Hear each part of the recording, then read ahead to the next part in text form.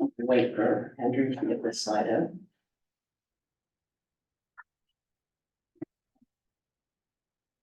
Next slide's the agenda. We can go to the third one.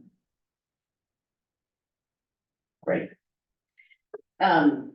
So long-range facilities plan, this is all a direct result of our planning from that long-range facilities plan approved by the board of directors in January of this year, January the 25th.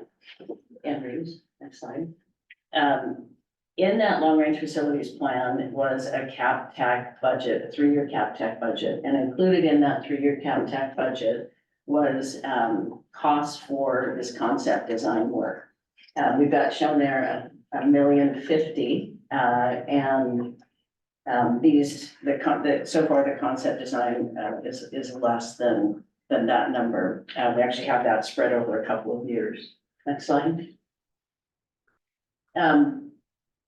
The fees in both of these contracts are well within that estimate, and we anticipate that these will be included as a reimbursable cost as part of the budget, if a bond goes forward and then reimbursed back into the cap-tac fund. This is the same approach we used for the 2014 bond, where we paid for some pre-planning initially to be able to do cost estimates and provide the community with good solid information, and then we built that into the budget. We're able to reimburse it back into the cap-tac funding. So there's 2 contracts that were submitted. The first one is for Malum Architects from Mercer Island High School, and then also for Methuen Architects for Islander Middle School. Director Glowitz, when we met on the 14th, you had asked that we add some kind of stages to those contracts and clearly identify the costs associated with sort of this first part of what we're doing with the information gathering from now. Actually, starting on Monday, we have a slew of meetings scheduled in the month of April. So starting Monday and then running through June. And then the next phase is July and August, when the architects are really working more behind the scenes with our cost estimator and preparing drawings, and then coming back in the fall is the third phase where we can confirm that those are the direction that we're going to go. So any questions or concerns you want to talk about with those? When, for instance, like if we were to pursue like a mass timber framing methodology, when would that decision be made, and how is that reflected in the phases of contracts? I would think that we'll start talking about that in this first phase, and one of the options that may come up for the middle school for consideration would be a mass timber option. I think we're tentatively scheduled to come back to the board on June 20th for an update. And I would think, we may have a couple of options for the middle school, and one of them might be mass timber for consideration. And if that is an option we want to carry forward, then in the summer, we would be costing what that would mean. And then bring that back in the fall. I'm just really grateful that one of the architecture firm names matches the name of the school, like Methuen and middle school, like MI and MI. Because otherwise there's 0 chance that I would be able to keep straight. I had to bold. Thanks for lining it up. Contract so that I could keep them straight. And everyone's an M all of a sudden. I don't know what that is. There's a lot of M's. Yeah. Any other questions or? So I don't know if you're gonna go over the whole like construction procurement options and stuff like that was in the document there, because I have some questions about that, but if you're gonna present about that, then I'll wait. We'll present about that. Okay. So, When would sort of, particularly, I think at the middle school, there's a sense of what has been identified, right, for a project. The high school is much more ambiguous, amorphous. When would we see a list of potential projects at the high school to decide if that merits being included in a bond, should perhaps be included in cap-tac? Should we be looking for an additional project?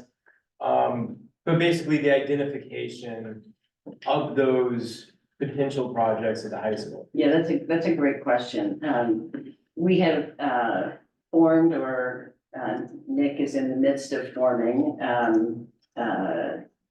an advisory type group that is going to help us prioritize. The architects are scheduled to start meetings next week. They'll be back the week after spring break to spend a couple of days in the building. with, parent advisory group, student council, a number of different groups. They're going to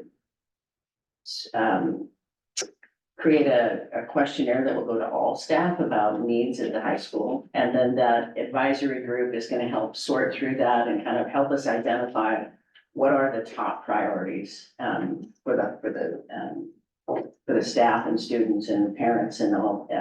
So I would think that in June, we're gonna be able to come back to you with a list. It's not gonna be costed yet, but you know, here are the top 10 things we heard about. Here's the next 5 things. Here's sort of how all the things we heard about and how they sort out.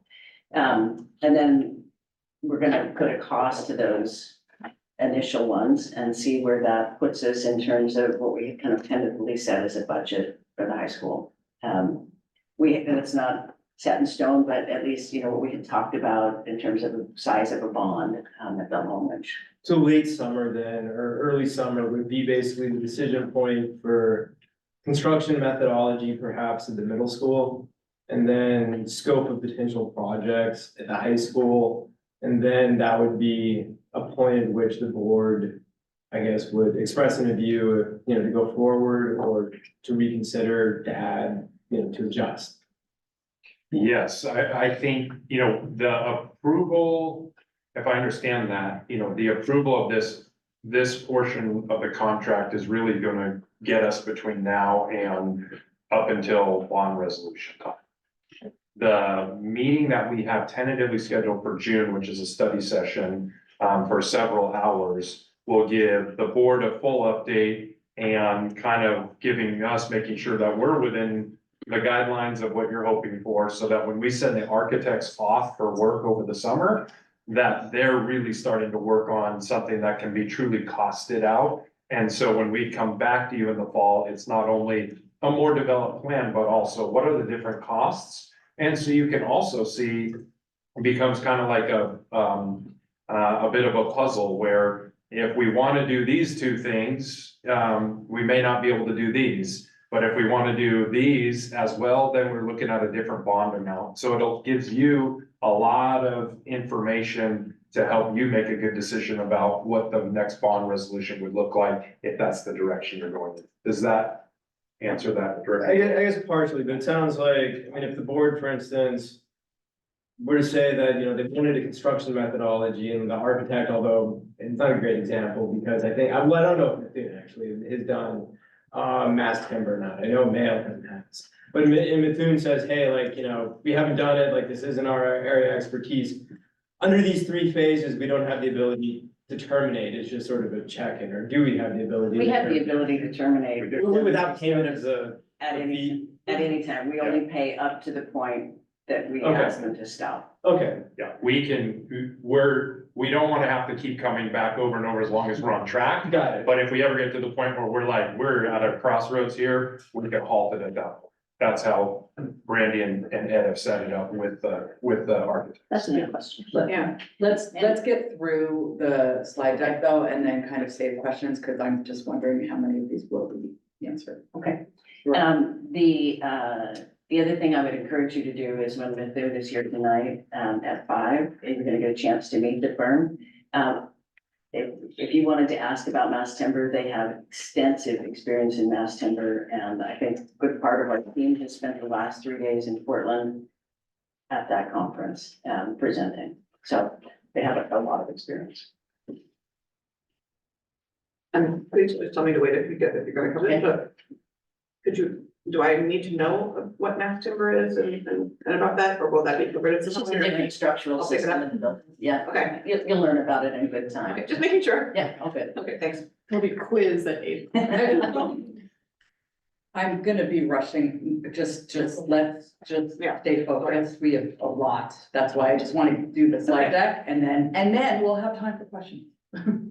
I think it's important that we have answered all your questions that can be answered, about the architect's contract. And so if there aren't any more, we're happy to. How does it compare quickly to what we did with Malin for the elementary school?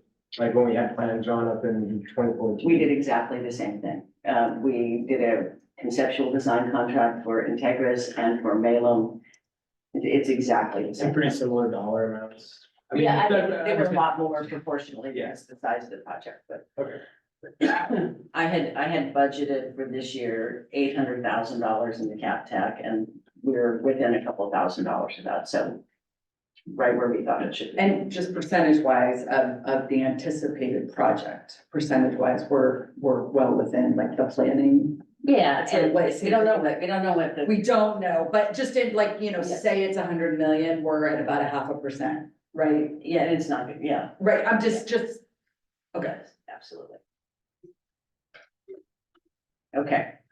Okay, so the next part of what we wanted to talk to you about tonight doesn't require any kind of a decision. But what we want to make sure of is that when we get to November of next year, that you have had a chance to kind of learn about some of the really key components of what are going to play into how we go about building these buildings and what the cost is to do that. So it is, I'm going to turn it over to Ed to talk a little bit about procurement. Okay, So I think, you know, you may have heard this, but Ed was the capital projects director for Edmond School District for 23 years. Ed was instrumental in getting general contractor, construction manager, GCCM process approved for public school work. I've had a tremendous amount of respect for Ed over the years and he retired, and I was thrilled that he was able to join me to help work on Mercer Island projects. So I'll let you talk about what you know way more about than I do. well, thank you. And I would just want to briefly say how much I appreciate the opportunity to work with your district. And I know that you've got a time constraint, so I'm going to move right into this. Washington state law gives school districts 3 choices of how they can deliver the kinds of projects that we're talking about. We're gonna, next slide, please.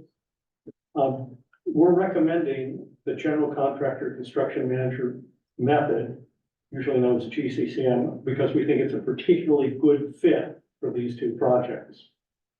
First of all, it's at this point, a very well tested and proven methodology. It's pretty much the default for school construction in Washington state. There have been many districts have done it, many projects over the last two decades. Your own legal counsel has a lot of experience with these kinds of contracts with many other districts. I personally completed 8 major projects using this method, including 2 middle schools. I've studied a lot of them. I was the school district representative on the state committee that oversees application for these projects and chaired that committee for a year. And I can assure you that it's at this point a well-established way to do this. The second reason we're advocating it is transparency and cost and that there is bidding involved. When we select the GC, we are able to look at qualifications, but they also must compete on cost factors, mainly overhead and profit. Once we get into the actual construction phase, all of the individual pieces of real work are publicly bid. The concrete, the site work, the mechanical, electrical, all that goes out on the street and is bid just in the same way. The difference is, instead of bundling it all together and getting one price, it will be divided up into maybe a dozen to 25 different packages for the different trades.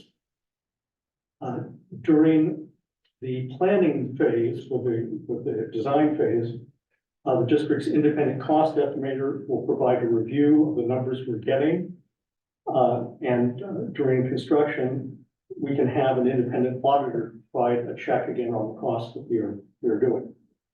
Finally, if we get to the end of the design process and we cannot agree on what the project can cost, we have a contractual right and to simply say, thank you, we're done, and put the whole project out by the more conventional method.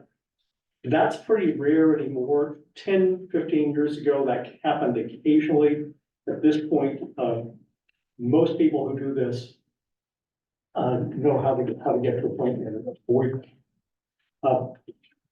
Third point that I think is particularly important in this case is that it's a very good method for working on occupied sites. I've done this a number of times, and having the contractors involved during the design process gives them the time to really get familiar with the site, to get to understand how the school operates, how they do pick up and drop off, how they handle outdoor activities, and to get to know the personnel so that the day they start construction, they have a safety plan that works for that particular school, that particular site.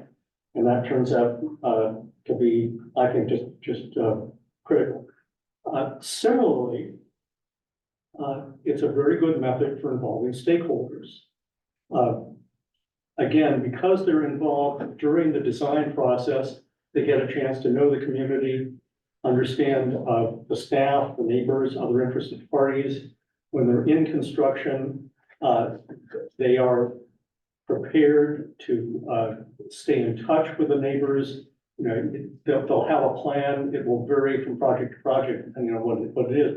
But if it, you know, if they know there's something coming up that has the potential to be disruptive or concern, we've done things like put hangers on people's doorknobs. You know, whatever the right. I'm not saying that's the right communication method here, but they will have a plan for that. So in conclusion, I just want to say that this is meant to be a general orientation. This is a pretty complicated process, and I'm happy to explain it more now, but as we go along, if you decide to proceed with these projects, we'll review and expand upon how it works. But we wanted to, rather than try to, at a later date, hit you with everything about this, introduce the concept because it is a new idea. I think that, you know, I would add to that, that when we did Northwood and the middle school and the high school, all of those were publicly bid. They were all very challenging projects on an occupied site. Northwood was a little bit easier because it wasn't occupied. But it is a very difficult process to try and create the most perfect set of drawings from an architect. And then throw it out on the street to anybody who can get a bond and then be forced to take a low bidder. It is a very contentious process from the very beginning, and it does not get you the highest quality work. And GCCM was not the norm at that time. It was becoming more normal.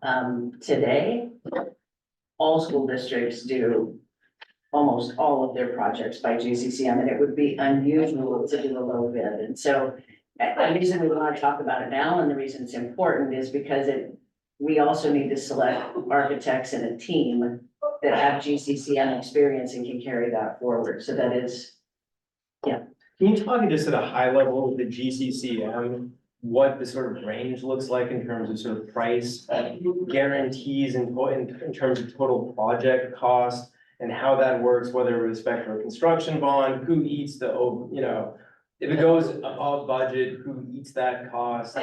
Just more like what that looks like in a GCCM world and what sort of permutations may be.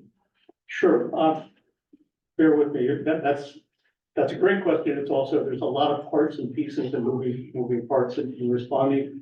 So that's, again, where I would start is that at the end of the design process, the contractor provides a guaranteed maximum price. And we don't have to take it, first of all. They will have been working with the architect on virtually a weekly basis as the design goes from the very simple schematics to the very complex and doing almost continuous cost estimating and we will check with them so that the cost, the total cost is within budget. And if it's not, as I say, at this stage, at this point in time, that's very rare that we don't come to agreement with it is. We can just say, you're done and no harm, no foul. You go off with now. For the overhead and profit, that is very much a market-driven factor. when we select the GCCM, they will provide that data. They have to commit to both lump sum and percentages for those things. And we make that part of the selection process. We weight it so that people do have to have cost discipline on that. And that's, I've done that now 8 times, and it's been very successful. I can't tell you what it's going to be at the time we do that, because over the time I did it, it rose and fell with market conditions and just how hungry people were to get work. But it absolutely is competitive. It's open book. And so, you know, they actually have to show us how they did it. And at the end of the project, well, actually continuously through the project, we will be auditing those costs to determine that they really are accurate. Is that?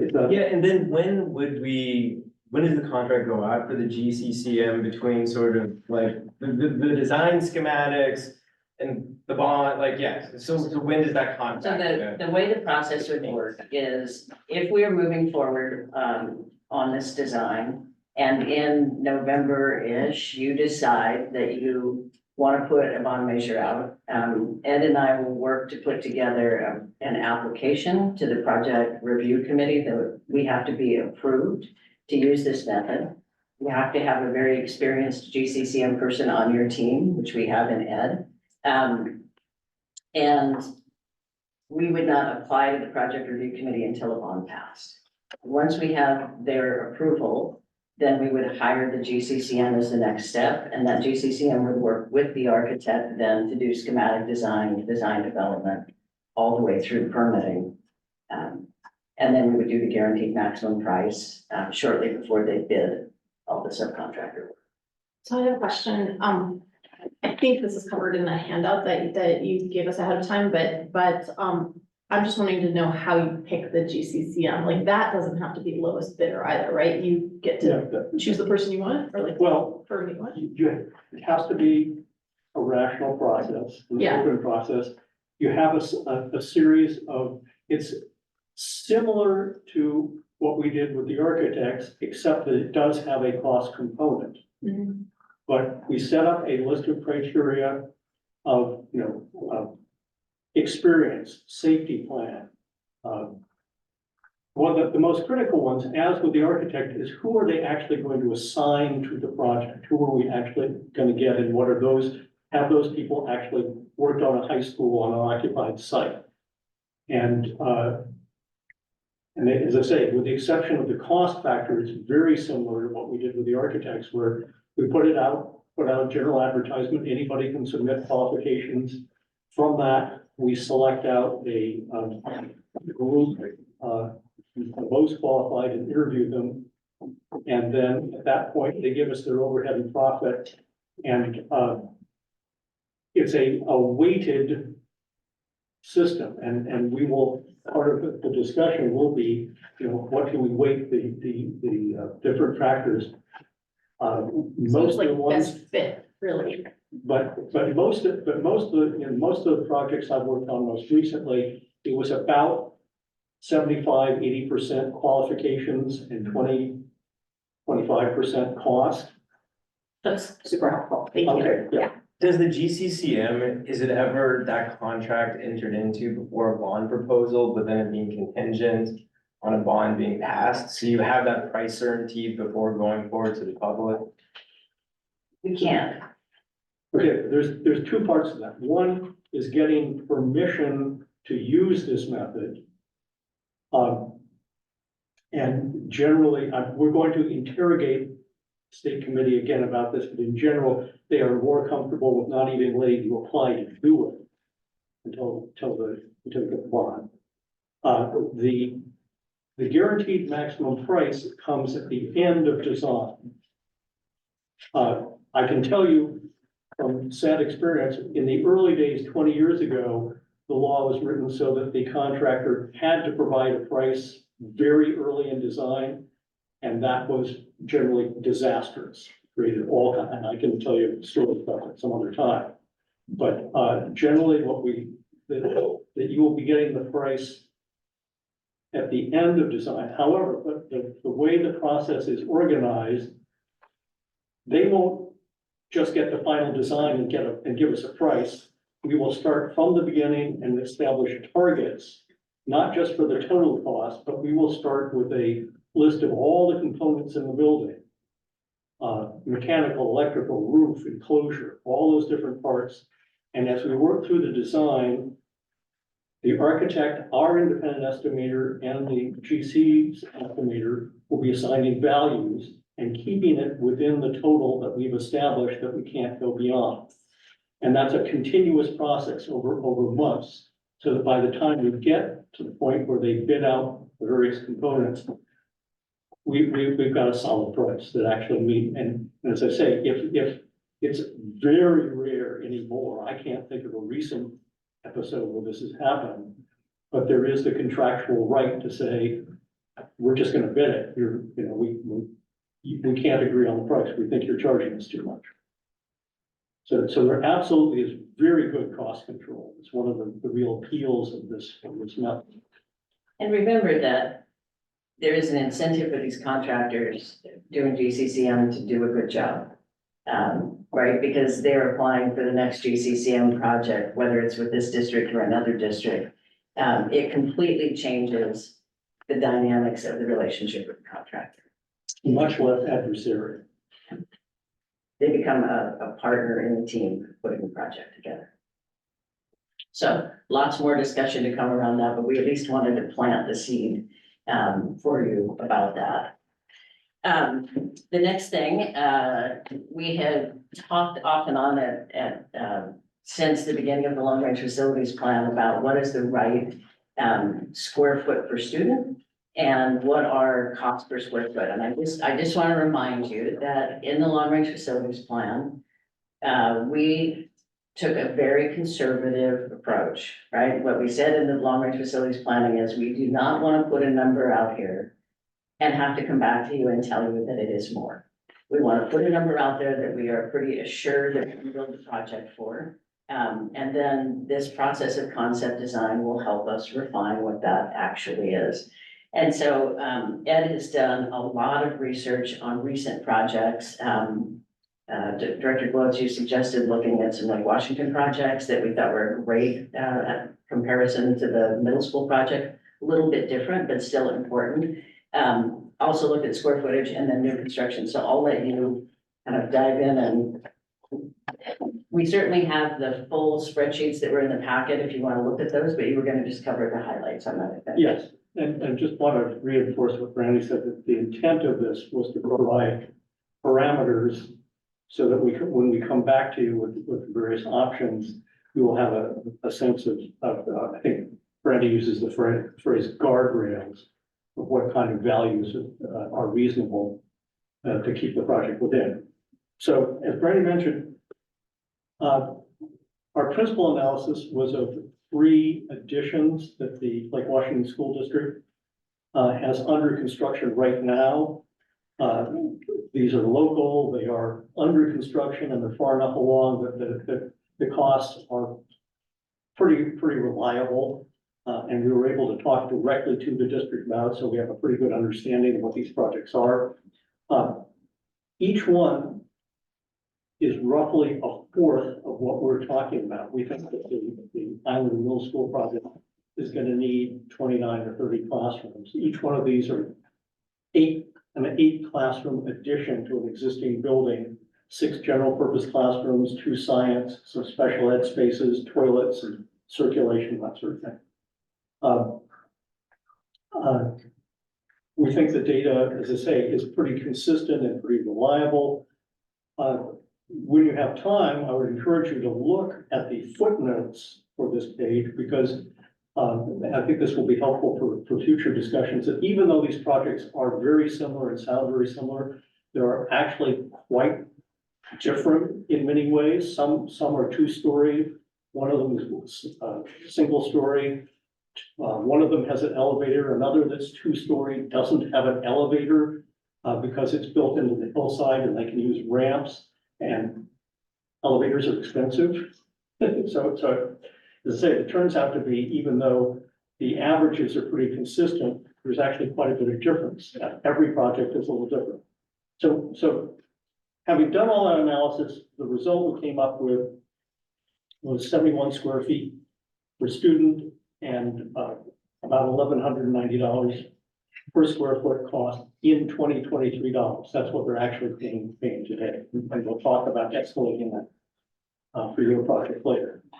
We did also look at the 4 additional major middle school projects that have been completed in Puget Sound in the last few years. 3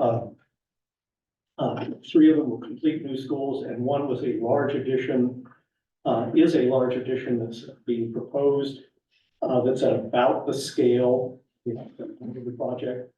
And for those, we ended up at, for the whole school, at about just under 150 square feet per student.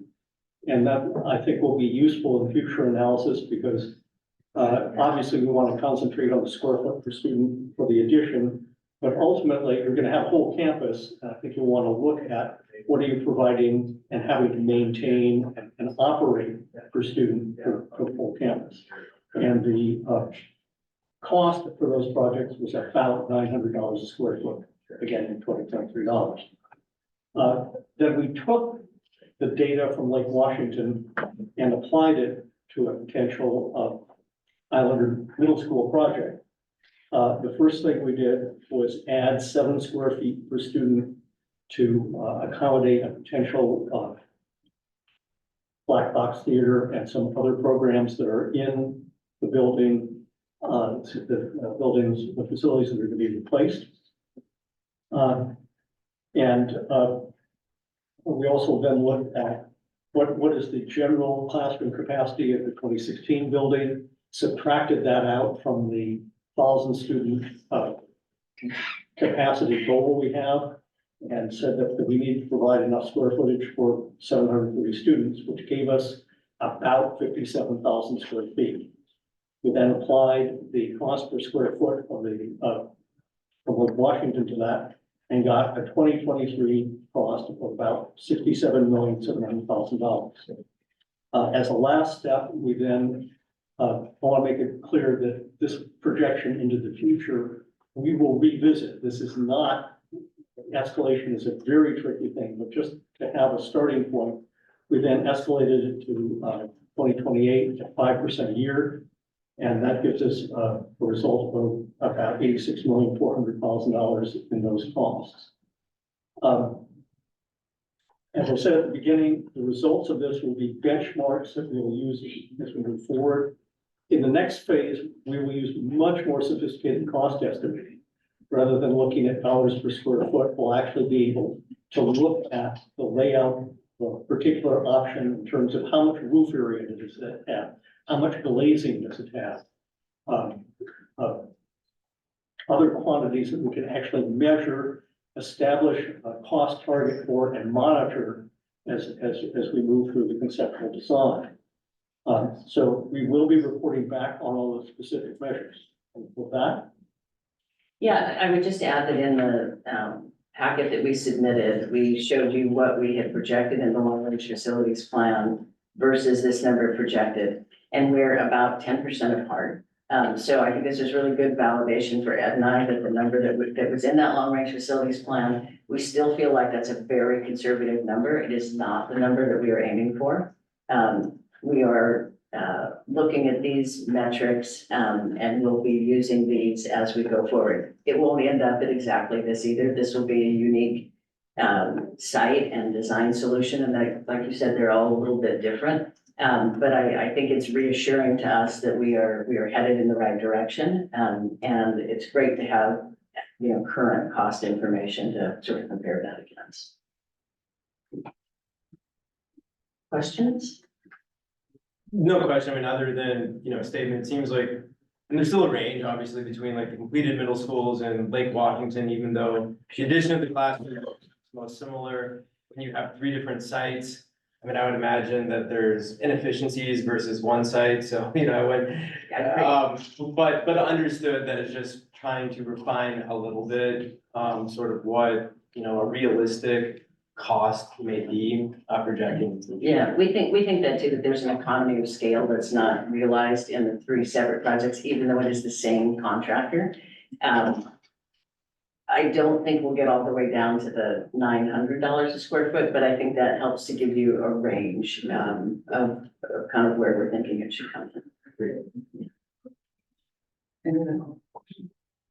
Thank you.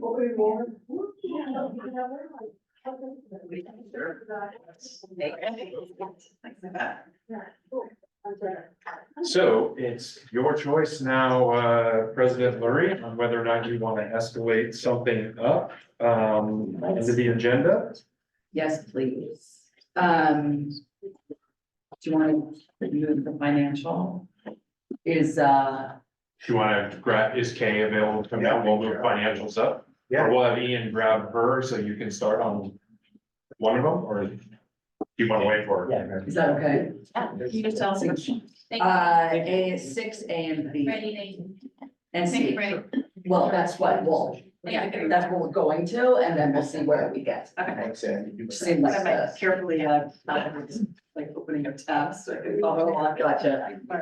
Yes, by the end of my meetings, it's like. My wife's thinking of tabs, like I always like, I far too few. It's too much time. I mean, Kind of follow. no, I get lost, but I'm opening things and then I don't close it. And then- Yeah. I think it was like 7 o'clock. I like I'll open something and I close it in the middle. You can always. All right, so the purpose of using our time wisely tonight, we are going to skip to 6A. Is that what we want to start with? Let's do it. Yeah, 6, 8, 1. A, B, and C. A, B, and C, go. So excited. How excited will they be? It's coming. Sorry,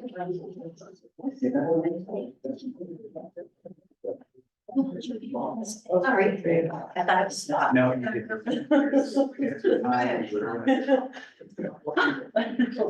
It's E and C plus A rules. Fund balance. Projections. Oh, yes. Summary of that. Hello. Hi, okay, right, thank you. you.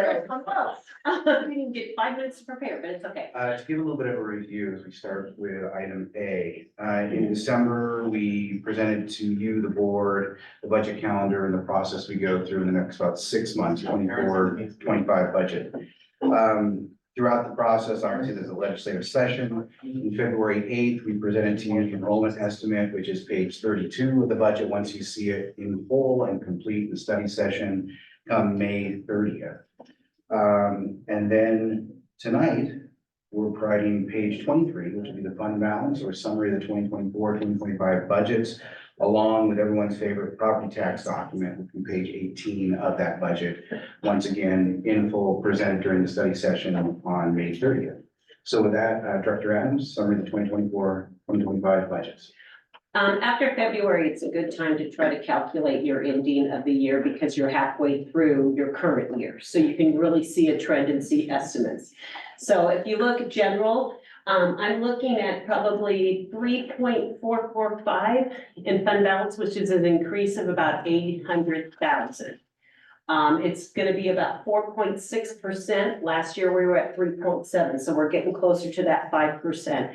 We've had some large expenditures come through for special ed that has made a little bit of difference in that. That said, come August is when, of course, July, we receive roughly about 12.5% apportionment.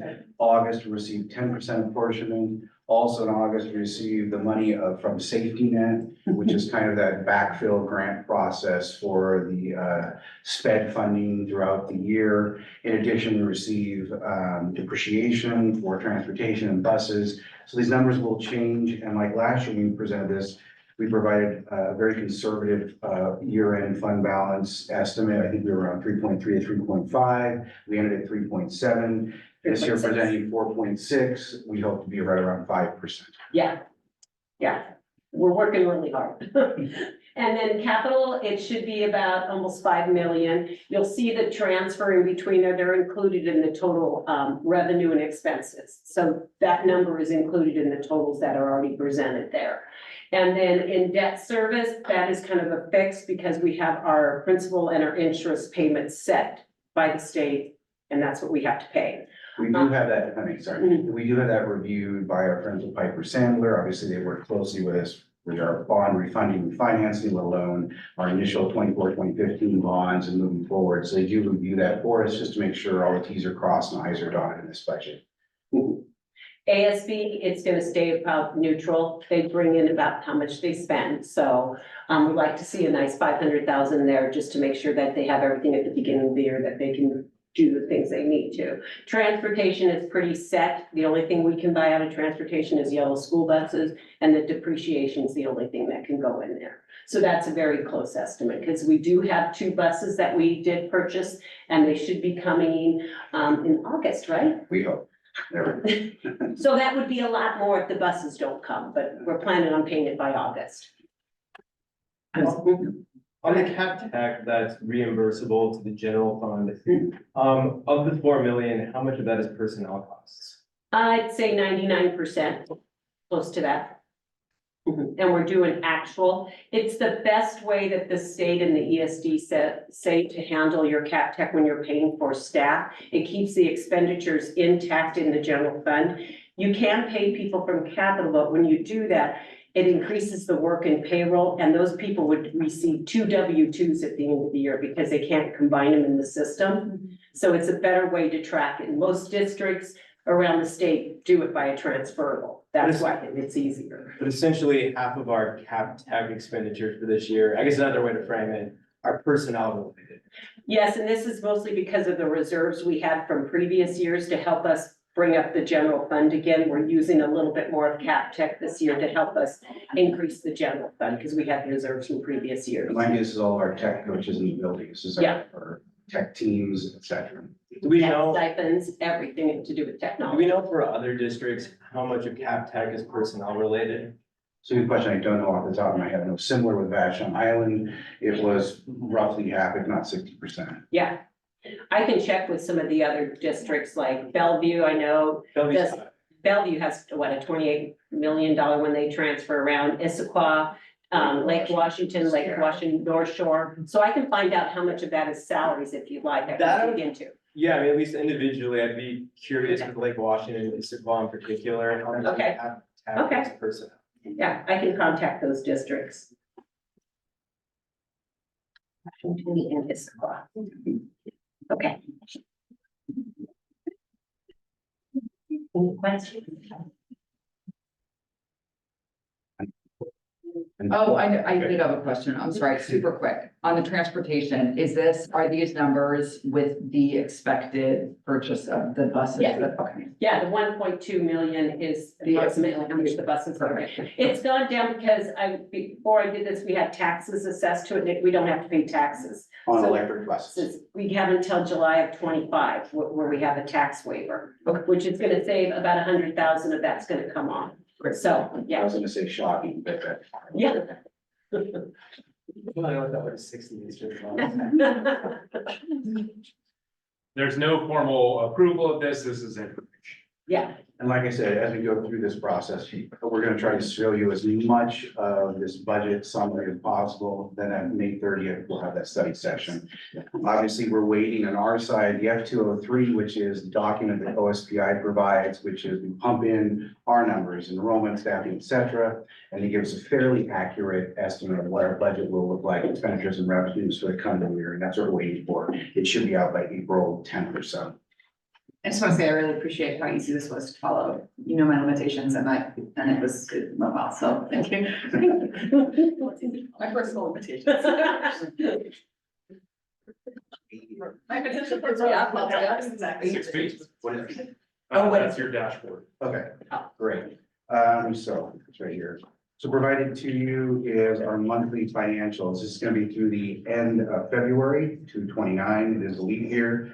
And it's about obviously 50% of our fiscal year. We have expenditures coming in at about 50.5% of the year. So we're right tracking where we should be. And the revenues at 46.9%. Of course, once again, sound like a broken record, but revenues are always going to be lower because those localized taxes that come in October and April specifically.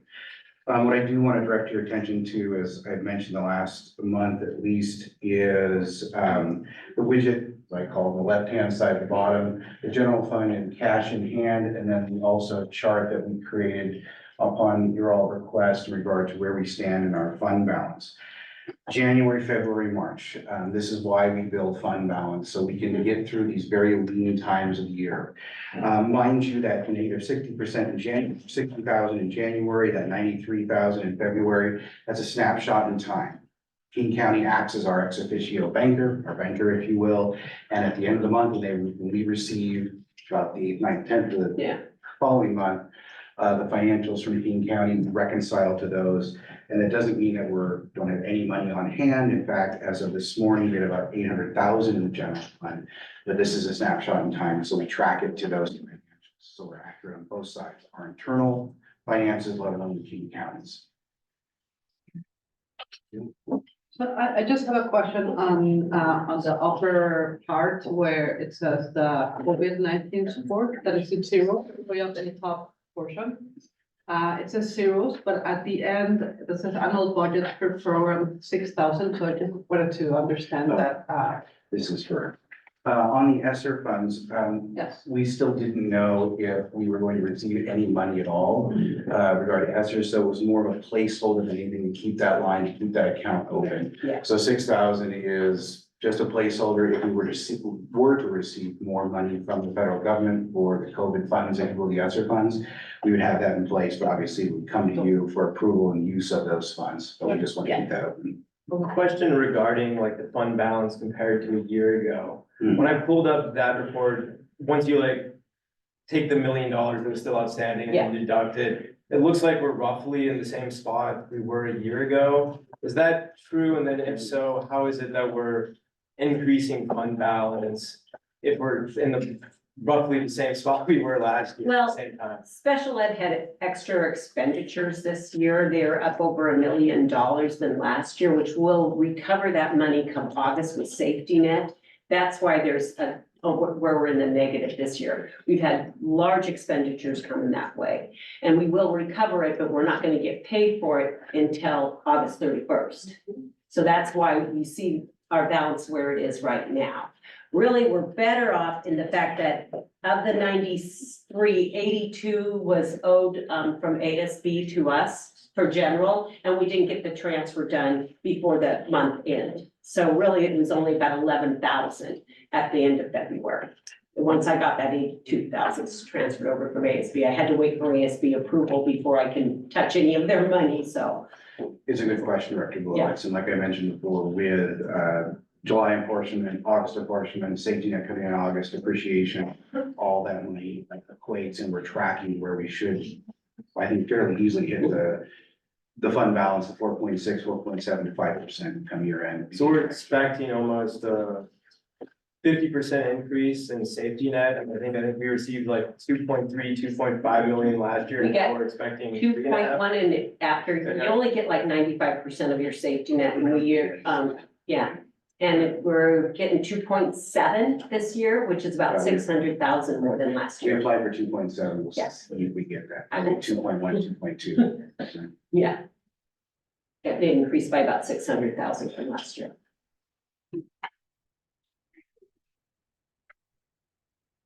Any other questions on this? Okay.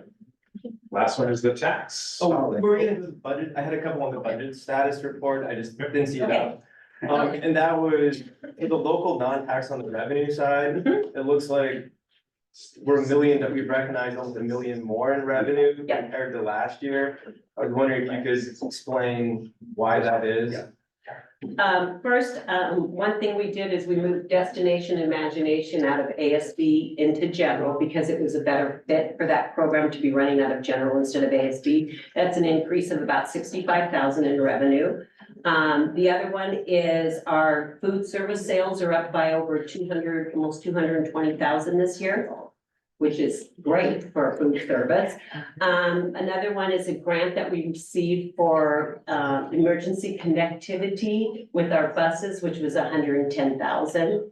And then we also received, $450,000 from Puget Sound ESD from our employment compensation pool. We had a reserve sitting in there, so we decided to take the money back. So that's about $1 million. Can you explain a little bit more about taking the money back? from the school? They offered us a refund. So it's basically like, I'm a member of USAA, it's like a refund, like as part of the pool, and how often do we get these? I mean, is this sort of like? We can do it every year, so whatever, we pay like a monthly fee into it for workers' compensation trust. Whatever we don't use beyond a certain percentage point, we can collect back, and we decided that it was such a large number, we should collect it back. But there's a reserve of almost 90,000 still sitting in there. And then question on the expenditures, it looks like for special ed, that's up, the budget, it increased by 25%, I think, approximately from last year. And we're still overshooting it by, so far this year, by 500,000. Why such an escalation in special ed expenditures? Some of it was out-of-state placements of students, which is very expensive. And we had 6, I believe. Yeah, upwards of 6. 6 students that are out-of-state placements. And then there was additional travel costs when you have out-of-state placements and then another, the salary increases. Those are the 3 main things, special ed. So the out of place statements is what's driving it. Correct. And I think we're only gonna have 1 next year, is the prediction. Let's start. Yeah, to start the year. We're planning for next year just in case, but yeah. Any other questions? Do other districts have out of state placements? Yes. Washington State right now is pretty full in their facilities and it's very hard to find placements for students. There's about Washington complicating a factor. Yes. In terms of Washington state laws that don't make it. So once again, like a topical case in point, Vashon Island district is 2/3 smaller. We had any given year 1 to 2 out of state placement students.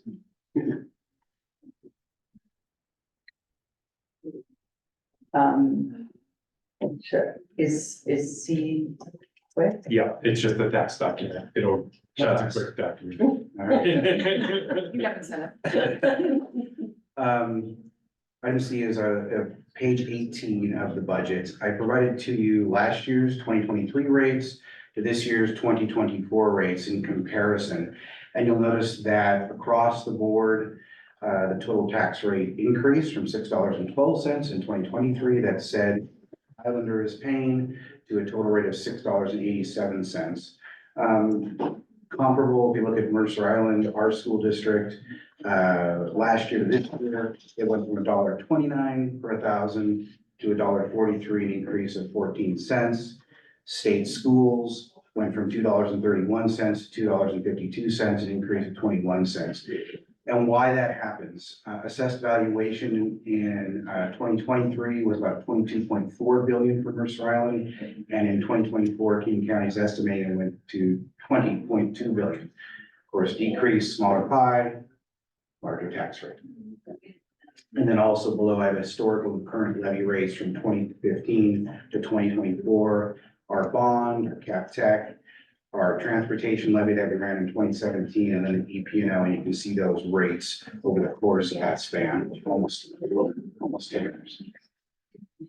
So obviously the difference between 28 and 29 is McCleary Part 2, like, right? And pretty much. And those are millage rates rather than absolute dollars. Yeah. Question? Thank you. You're welcome. Thank you. You're welcome. I'll get home at 10 o'clock. Anytime we can help with that, we're happy to do so. Well, I appreciate it. Thank you so much. All right, moving on to board policy 1800 OE1 fundamental 3, social emotional. 3A, we'll do the Sorry. approval of the architects. Sorry. 3A, I was getting all excited because I saw all our stuff here. Board policy 1800 OE11, approval of contracts. I think we're gonna start with Methuen, so we'll start with the middle school with Methuen. Is that good?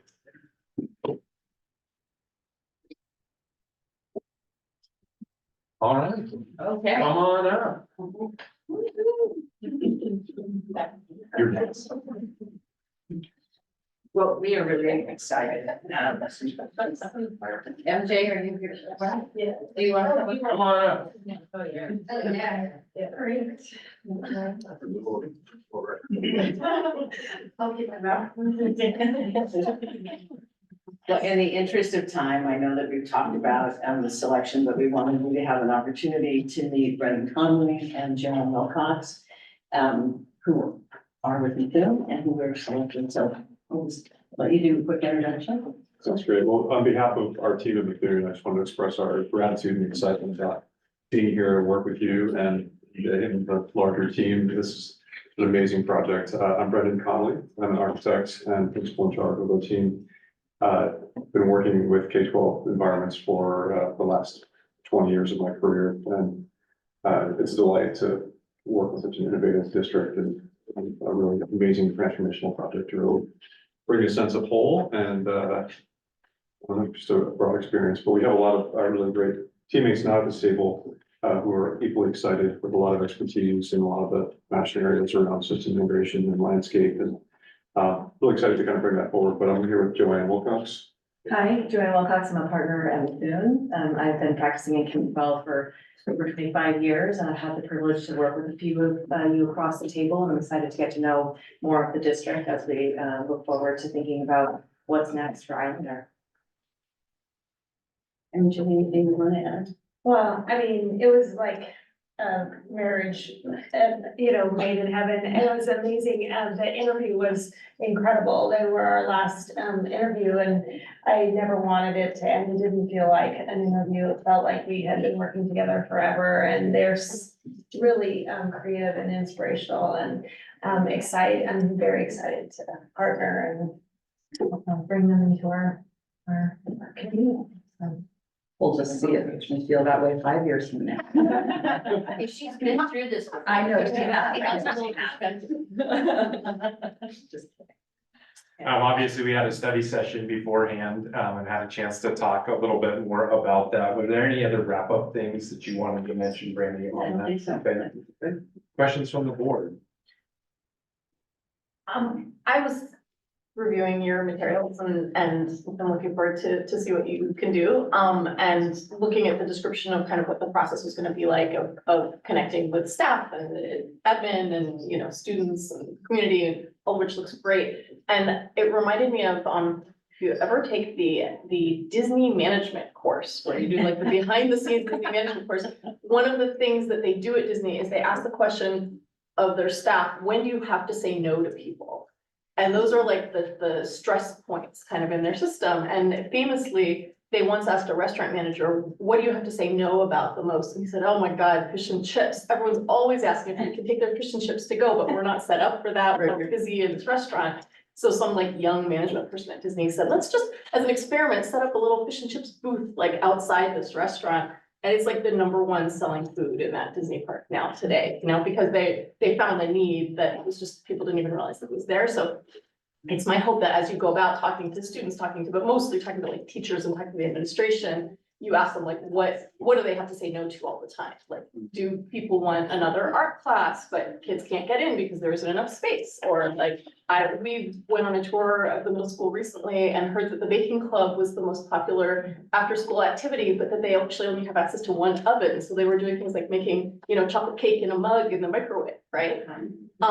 So that just like that, there's a no point right there, right? So just, some things like that. And then the other thing is, I know you guys are working as a team, and then Malin's gonna be working on the high school project, but I hope that there can be some kind of communication kind of between the two processes, whether that's through like Fred's office or actually like the teams getting together at some point, because what I really love to see in our district is continuity of children's and families' educational experiences as they move through the levels of our school. So I love that kids are already, you know, in the band and in orchestra before they start at the middle school. And that those are things that they can then continue at the high school, right? But like one of the things that's come up is, you know, the idea of a black box theater at the middle school, which would be really neat because it would tie into the programs that are available to our kids at the high school. You know, so just for me, that's my, just personally as one board member, like two things I would just love to see is that kind of like attention to kind of continuity through our whole school program in terms of what physical communities are available. I love that perspective, Maggie, and I just want to say that I'm not sure if the Maryland folks are in the room or not, but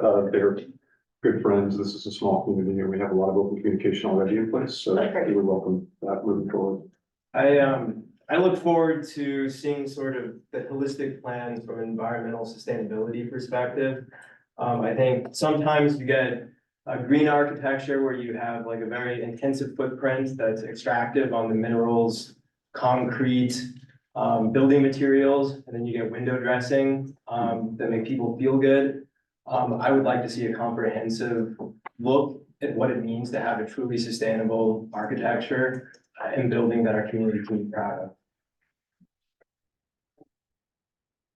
Well, I'm sure. I just want to underscore that. That's something that really drives us personally and professionally, and we will be testing a variety of options, which is part of our process to really drive down carbon, drive up performance, and really enhance the learning experience as you're seeking those goals. So really appreciate you mentioning that. Question, comment? Motion? Right? Yeah. Move that we approve the contract as proceed. And second, Any further discussion or questions? Students? I would just say, every time we sit down with our student advisory, all they talk about is hallways, so. Hallway. They've gotten better, Mary Jo. They've talked about it getting better. Every meeting, every month, I hear about hallways, so as long as the hallways move smoothly, I think things are good.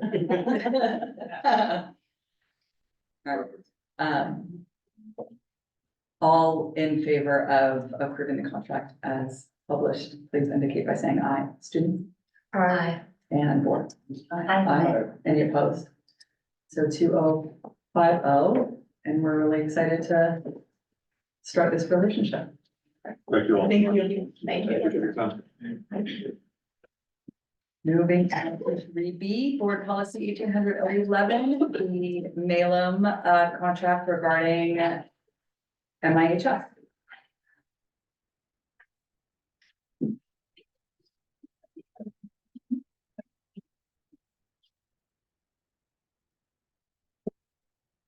Well, we are also equally excited, after interviewing 3 firms that Malum seemed to be the best fit. And comes with the added bonus of tremendous amount of experience, specifically at the high school and some wonderful work. So David, I'll turn it over to you. Yeah, as Brandy said, we're very excited about returning to the high school. I don't know if you all know that Malum actually did in the 90s, the major renovation at that time. And then since then, I think 3 different editions. And we're the symbol of the team that over these past 15 years has worked on this the central campus and high school, everyone there. So there's a great deal of familiarity with that.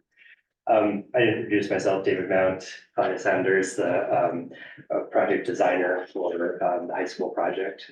We also, Becky Hutchinson is our team leader and project manager who can be here this evening, but you all will certainly meet Becky in subsequent board meetings at the time.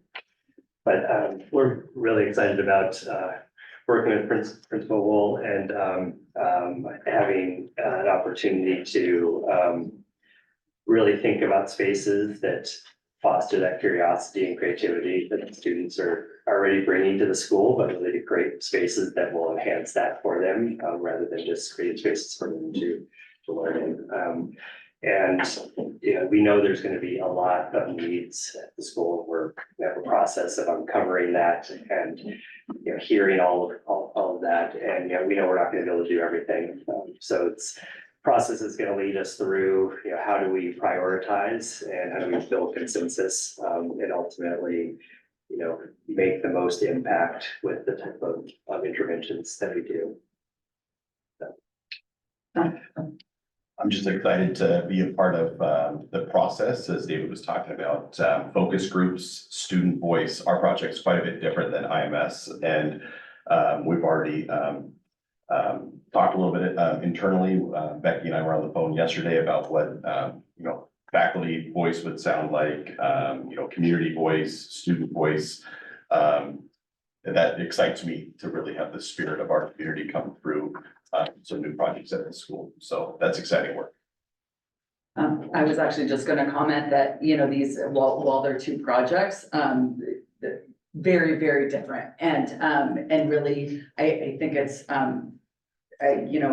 very happy with the relationship in my experience on the board in terms of with Malum, and, think it can only go to enhance this project, in the sense that, looking forward to seeing how, the community, the high school community, and then the more of a large community kind of, identifies the needs and selects these projects, and just, hope that, I know with your leadership and really focused on, doing for all rather than kind of the competitive nature of who gets what, because it really does, hope, know that you have extensive experience in building community and making sure that we are able to best meet the needs of all of our students. So, looking forward to this next chapter in our relationship. Anyone else? Yeah, thank you for the work that you've done in the district. My kids went to Northwood, beautiful building. I went to Mercer Island High School, probably like when the renovations in the 90s were being done. So, certainly a track record. As others have mentioned, very different projects. I'm still not convinced as an individual board member that we have identified those projects that could be subject to a bond. And I mean, that's part of the reason I think for engaging your firm. I think there are perhaps bigger priority items for a bond. But we'll see, where the process leads with respect to the high school and whether it's most appropriate for a bond or tax tech. Yeah, I just wanted to say, I'm so keenly interested in the aspect of this review that involves the student voices and the educator voices, and making sure that what we do decide to do, if anything, really reflects the needs of our educators and our students. And I appreciate seeing that being such a significant part of your approach, both principal role and with you to this, fun opportunity that we have. Body treats, spend money. I don't know if you were listening from the hall before, so I'm gonna repeat myself, but I do encourage you to kind of look for, as you're reaching out to the staff, especially to ask them kind of when they have to say no, like because of physical limitations in the building, and to look for things that are kind of blockage points from kids having the best possible opportunities to do what they want to do and learn what they want to learn. Like during our recent high school principal role made it possible for us to visit an art class, which I had never gotten to do in all my time on the board. And the teacher said that she had lots more kids that wanted to take the glass making class, but that they were limited because they didn't have enough space to store everybody's projects. And I was like, oh, that's a no right there, right? Like that's where, kids are being limited in what they can do. So that's where we'll start. Where is the building getting in the way of allowing? Exactly. Yeah. So thank you so much. Welcome back. And I do hope you were listening through the whole way, because I would like to know what Dan stated before regarding your commitment to the environmental impact, and how are you going to be sustainable and the process of making sure that it is a true sustainable building, and that can be models for other schools in the future. Yeah, that would be fantastic. Yeah, me too. I hear that. Yeah, and it's a great challenge also because we know it's going to be primarily a renovation project. So, the best thing we're going to do is we're not going to build more, and that's a sustainable move in and of itself. And then how do we make this very healthy, sustainable spaces? Good focus. And what do you do with the stuff that you rip out? Exactly. Everything talked about. We use it, yeah. I'm just excited what our school like new things that can come. Yeah. We'll be Yeah, I'll just be interested to see what staff can come up with, because I know students definitely have clubs and activities and something they're rooting for. To see what staff is excited about will be interesting. We're gonna be there on the 16th and 17th. 17th and 18th, so you all please come by. All right, great. Thank you so much. Motion, I move that we approve the contract as posted. seconded. Any further discussion? All in favor of approving the contract as published, indicate by saying aye. Student? Aye. And board? Aye. Any, all right, so that's 4 ayes, 1 abstention, and, so the vote is 2, 4, 1, 0. You're calling balls and strikes. So that, contract is approved. Thank you so much. Thank you.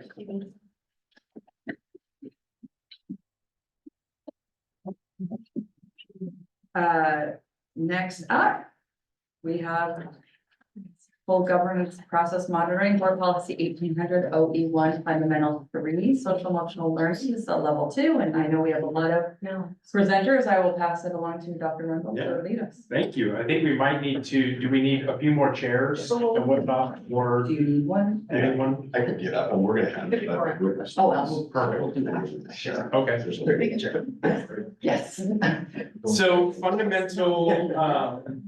fundamental 3, we had some conversations a bit ago about, how might we stay to the core principles of our fundamentals, but maybe think about how we might demonstrate and showcase ways in which our schools are really working towards our fundamentals. And so tonight is kind of the first of the change, and hopefully you saw 2 changes. One is, and Dr. Bluey might be there, who might need to be brought forward, we'll see. But this is the high school, who's kind of the primary tonight. The middle school will be providing some support information as well. And then when we get to fundamental 5, there'll be a new primary and support. And so really the high school's been on point for this particular fundamental. We've also been revamping the report. So hopefully you saw, instead of a report that was a series of vignettes, we really tried to rethink and reimagine the reports. And so Dr. Booby's been on point with that, and I see her joining us tonight, where she's really been thinking about how might we better tell the story. And so I'm going to turn it over to Dr. Booby first, just to launch Fundamental 3, and then we'll bring in the high school to get us rolling. Yes, so we've put a lot of work into Fundamental 3 this year, and Fred is right. We want to tell the story. So instead of having some disjointed bullet points and 35 pages, we've turned it into about a 15-page summary document that really tells the stories that are going on in each of our buildings. We are highlighting the high school tonight, spotlighting. We're highlighting the middle school, and the elementary is taking a tertiary role on this particular report. And then as we move through the fundamentals, they'll be rotating those positions. But tonight, we're really looking at that social emotional learning and what really is going on in our buildings at the student level to support the 4 core aspects of our social emotional learning, which you can find on the first few pages of the report. The data for the EES survey will be filled in, and the report will be reissued as soon as that data has been analyzed. So I'll turn it over to Nick Wold and the high school team. Thanks, Joanne. And I look forward to chatting more about Fundamental 3, but we do have some special guests here to kind of capture Fundamental 3 and really show some of the different components. But I also acknowledge that you were at our building 3 weeks ago, and hopefully 4 of these, all the 4 fundamental pieces of Fundamental 3, you guys got a chance to see in action. So I really believe this is alive and well in our school. You saw it at our visit to Crest. You saw our student leaders who got a chance to embody student voice and taking action for different initiatives inside of our school. So the volunteer work that many of those students got a chance to exhibit. So I hope that even in the board visit, you guys get a chance to see Fundamental 3 in action at our school. But today, and as highlighted later on in this document, are members of our Safe Club led by Chris Harnish, who will get a chance to share some of the work that they've done throughout this school year and beyond. So I invite Chris Harnish and his team of students to come on in and give you all a synopsis of what they've been working on.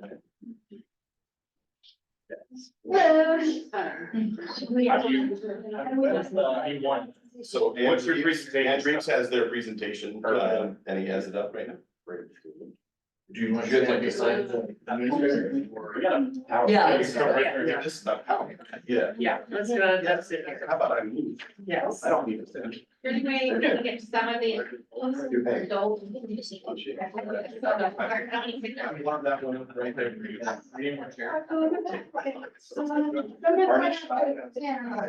I'm not forced to take these chairs, and then we have some people that can just go right behind. All right,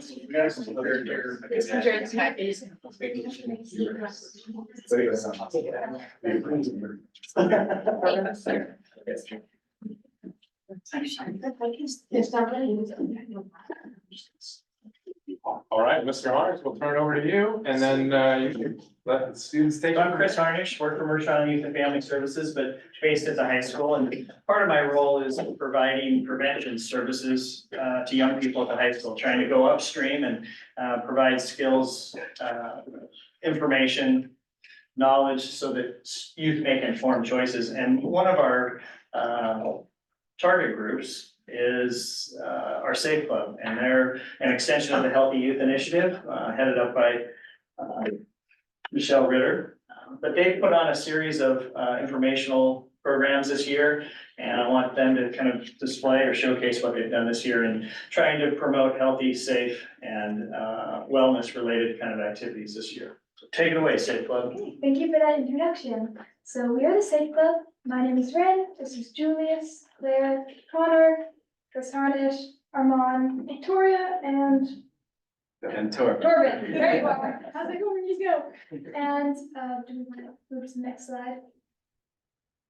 Our club stands for Super Awesome Fun Events.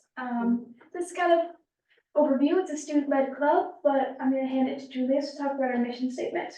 Yeah, absolutely. So, the school board, a big part of what we're doing here today is just using the student voice to be able to speak to how we can use kind of creative, unconventional methods to be able to tackle the serious, really applicable issues that are impacting the social emotional health of our peers, fellow students, and classmates across the board. So the campaign that we've crafted together is our aim to be innovators, educating teens without being judgmental. This is really core to everything that we do, and addressing concerns in our community in an enthusiastic and collaborative way. So what we're doing here today is just sharing how over the past few months, we've really been able to embrace that non-judgmental, out of the box thinking to address some of these key concerns. Thank you. So, absolutely. So walking into some of the things we've done recently is that what we'll do as a group collectively is we put together events based off of what we think are key target areas that we need to address as a student organization. So with the understanding that while things such as funds or manpower, for lack of a way to put it, might be more limited compared to a really comprehensive adult group, is that what we are able to do is to lend our own student perspective into really creative collaborative campaigns. So if we take a look at some of what we've been able to get to, we base everything that we do off of the collaboration that we have with groups, some of which is indirect interaction with the school board, but we directly interact with Youth and Family Services on the island, the Drug Free Communities Coalition that we have here locally, the Mercer Island Police Department, the Mercer Island High School, and we also work with the Center for Health and Safety Culture at MSU, which is how we pull in all of our statistics and data and are able to really comprehensively assess where we're going. And Claire can speak a little bit more to some of the events that we do. Yeah, so if you can move on to the next slide. So this is one of our biggest campaigns of the year. It's called I Donut Drive Impaired. Basically, you can see on the screen kind of the reasoning for why we chose this topic. motor vehicle crashes, especially, under some like drinking or like drugs. Those influences are one of the highest rate of, deaths for youth our age. And so we really wanted to kind of address this within our school. And then if you can go to the next slide. So you can kind of see, how we executed this campaign. We had a poster board and a bunch of little paper donuts, and we basically had teens sign the donuts in exchange to, like, for an actual donut, to pledge to not drive impaired. And although it might seem like a little silly, I think that's really fundamental to what we do as a club. We want to kind of remove those barriers and kind of approach things at a level that high schoolers are really enthusiastic about. Obviously, everyone's really motivated by food and stuff. And it's just a really fun way to kind of spread this knowledge out there and kind of get our peers to really hear the message in a way that they want to listen. Yeah, and so as Claire and Julie have said, we made this an interactive event so we could create a safe space to spark conversations about this topic and really like create an environment where students feel safe enough to talk about this, maybe like learn more about like statistics and all that. And research does show that those who publicly pledge to do something actually are more likely to do something. Yeah. Yeah, and really just to top it off, as this is just kind of our first initial deep dive into some of what we've done. But I think it's really telling to what we're able to do as an organization, because what we aim to do within the school is get the ball rolling, get the conversation started, break down some of the barriers. That's the out of the box thinking, that's where it comes from. And just this past year, even though this is an annual thing, this past year, we saw fantastic output now that we've done it a couple times. With over 500 donuts, we saw well after when we were out of the donuts that we were giving out, there was a steady flow of people coming in just to pledge, just to be really vocal in their commitment to having a safer community space. And I think after a couple repeated years of what we've been able to do, it's really, really telling of the kind of progress, the kind of social barriers that we've been able to reform. Yeah, so I'm gonna do a little bit of a deep dive on some of the other campaigns that we've done. Obviously, as a club, we focus on a lot of different things that isn't just drinking and driving or alcohol use. We want to focus on any possible threat to students. And one of those that I think a lot of parents have been worried about is fentanyl, because it's just difficult for young people. It's a very dangerous substance, and it's difficult. It's a difficult topic. It's difficult to navigate. And how do we address this with a student voice? How do we use the student body to address the problem? And one thing that we did, which was another interactive event, was our One Pill Can Kill event. Basically what we did for this is we took Skittles and M&Ms, we mixed them together, and we said, look at this cup, what's in this? And some people said M&Ms, some people said Skittles, we said wrong, it's both. And we kind of use this as an opportunity to say, if something is in an open package, if you don't know where it's from, you don't know what's in that substance, and that is very potentially harmful. We haven't had a lot of cases of student complications with fentanyl on the island, but it's happened in Washington, and we want to address that problem at the root. We don't want to address it when it happens. We want to prevent it before it does. So I think this campaign really hammers down our mission as Safe Club to benefit the student body and look ahead for solutions before the problem happens. And then here's a campaign that we did that kind of goes more into student mental health instead of substance abuse. This was the stress-o-meter. We did this event, was it right before finals week? Yes, right. Right before finals week, right in the middle, actually, saying. And basically what it was we had students come forward, and this was held during lunch, and we had different colored stickers, and they'd place where they were, how they were feeling, just to check in on their mental health throughout finals week, because that's an incredibly stressful time for students. And along with that, we had tips that we put for coping with stress, and we had students, they were able to take a sticky note and write down tips for other students to look at, like oh, when I'm stressed, I like to make a list, or when I'm stressed, I like to take a walk, get some exercise. And these are tips for all the students to see. So it's not just incorporating the Safe Club student voices, it's incorporating the whole student body to really educate each other and help uplift the other students. And we want to use Safe Club as an outlet for that kind of student body and bonding to happen. We want to use it as an opportunity for students to help other students, not just as a club putting on events and informing people. So I think that's really what makes our club special, is that we kind of use it as a way to bring together the student body and hopefully address student mental health and physical health. Yeah, and just to tie it all together is bringing it back to who we are as a group is, again, we are entirely student-led. We have the fantastic support of our counselors at the school, Chris Harnish, and Miss Ritter, so many fantastic resources that we're able to have. But at the end of the day, it's student minds solving problems that students are faced with. And so part of what we're doing here today is not only talking about all these things, but extending an invitation is that we are a very active group. And at any event, but especially at the Health and Youth Initiative meetings, we will always be eager to jump on any concern. So to every MI family, what we are here to do is really just to continue to address whatever we can in that non-judgmental, creative, easy to engage way. So thank you for having us. Thank you. Thank you very much.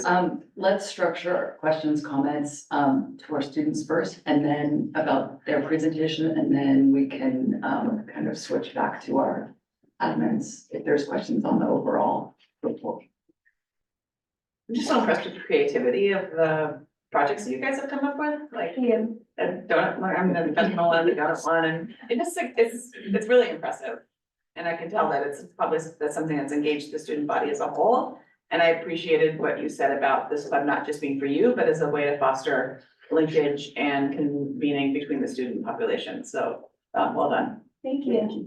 I love those campaigns as well. Like, I like the physical quality of them because that's something you don't forget. Like, you don't forget looking at the bowl and being like, well, obviously those are Skittles, right? You know, and being wrong about it. That's not something you forget. And I love especially that you do the donut thing every year because it actually gives kids kind of like a joking way to like get out of an uncomfortable situation. Somebody's like, well, you can drive. And they can be like, sorry, I don't, you know, I took the donut. I can't do it. You know, like I do not drive impaired. That's nice work. It's also an excellent. Yeah. I just want to thank you. I think that this definitely shows and ties up what the fundamental theory is. And I appreciate that we can be able to see this in a different format. So it is, and you did a fantastic job. It's also really neat to see this at the high school level, because I think like in elementary school, social emotional learning is much more about what teachers are doing for the kids, but that you guys are so steering this yourself is fantastic. Yeah, I think, oh, sorry. Hey, sorry, I was gonna say, I really like the sort of communal and like the social aspect. I listen to KEXP radio a lot, and one of their campaigns for mental health is You Are Not Alone. And I think that this sort of, speaks to that about the power when there's multiple people talking and expressing sort of concerns and thoughts about an issue. So thank you. Yeah, I mean, to quickly respond to your comment, I feel like at the point where students are at high school, they've had a lot of teacher contribution throughout their school career. They've had a lot of teachers like informing them and trying to create a community for them. And that's a great resource. That's amazing to have in a school district. But I think at this age, it's one of the most important things is having a student community of support and information and having social norms that's showing that students are the ones trying to solve these problems. I think that's kind of one of the most beneficial things for high school students. And I think that's one of the things that I really value in this club. Yeah, I just say that all of the lunch events get students talking, even if you don't have every single student necessarily taking it seriously, at least it starts the conversation. And I think hearing it from another student, it makes a much bigger impact. Seeing your posters around school starts conversation. So I think everything you do, I've seen, and I hope that my peers see it too. You guys are doing a great job running the club. Thank you. Just, you know, echo everything that everyone said. I think it's, you know, a far more of a meaningful message to come from peers than to come from adults, especially when you guys are where you are and, you know, age-wise, and really helping your peers develop the tools that they're gonna need to be successful and safe in the future. So thank you for that. It's not always easy to kind of step out and maybe, I mean, I think around here it is the popular message, but you know, to not always give the popular message. So thank you for that. It really shows a lot of courage and strength to be able to do that. Thank you.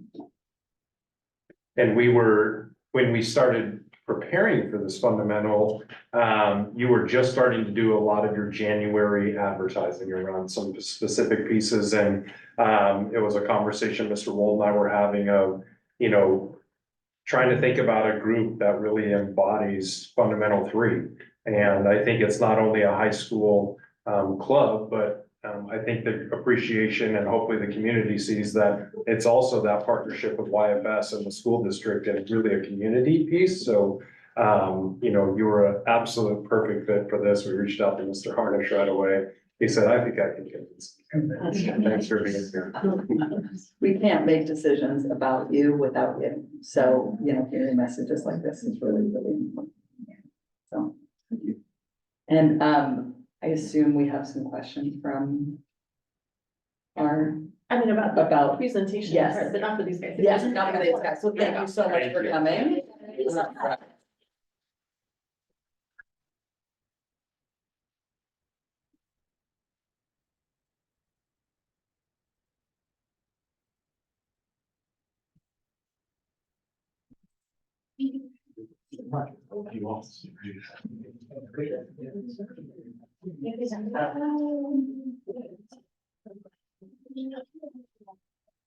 Yeah. Do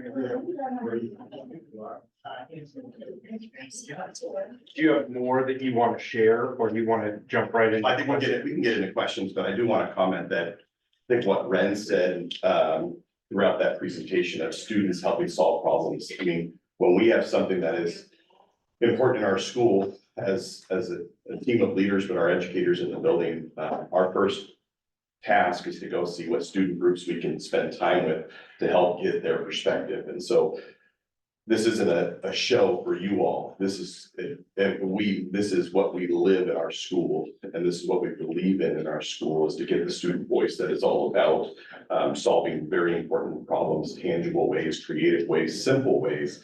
The fentanyl one, I remember walking by that day and getting my little container of M&Ms and Skittles as a sweet snack, but a very visual, as a very visual way for us to recognize the impact of the day. So it was just powerful, powerful work. We are all about that. So, questions? Well, and let me do one thing, because we're still learning how to do this primary and secondary piece. Middle school, do you want to come up too and then talk about yours, and then you can do questions together? That might be easier, just so that you get a chance. So come on up, middle school. We're still learning this new technique.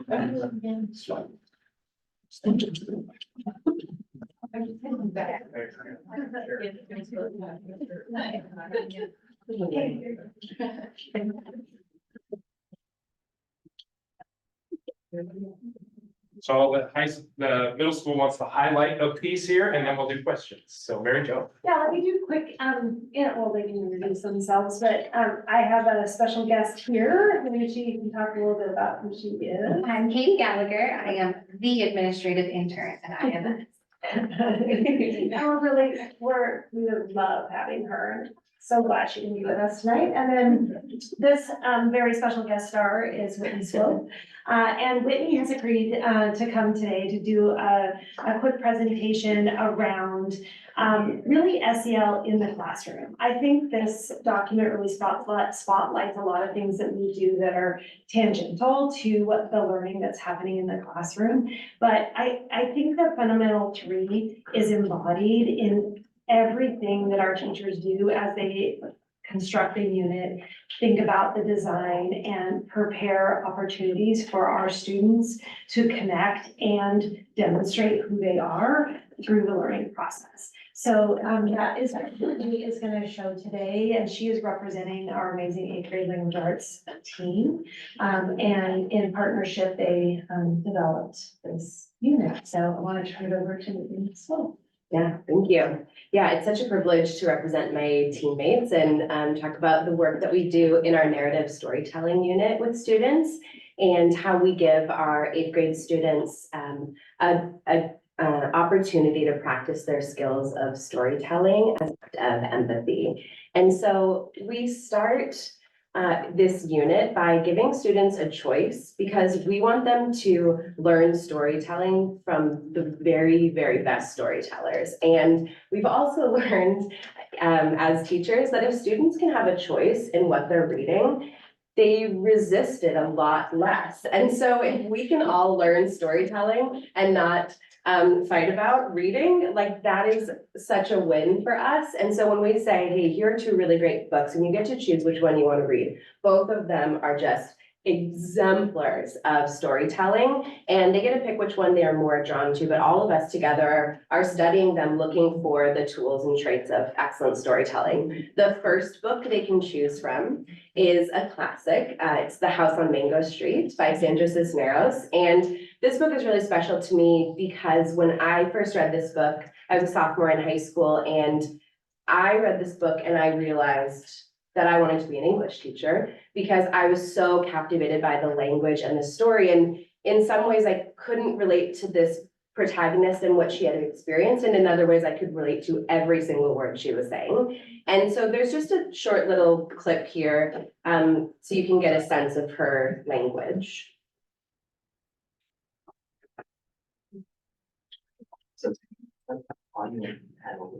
Okay, that's okay. So she says, I'm going to tell you a story about a girl who didn't want to belong. What I remember most is Mango Street, sad red house, the house I belong but do not belong to. I put it down on paper and then the ghost does not ache so much.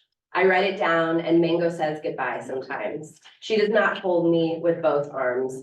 She sets me free.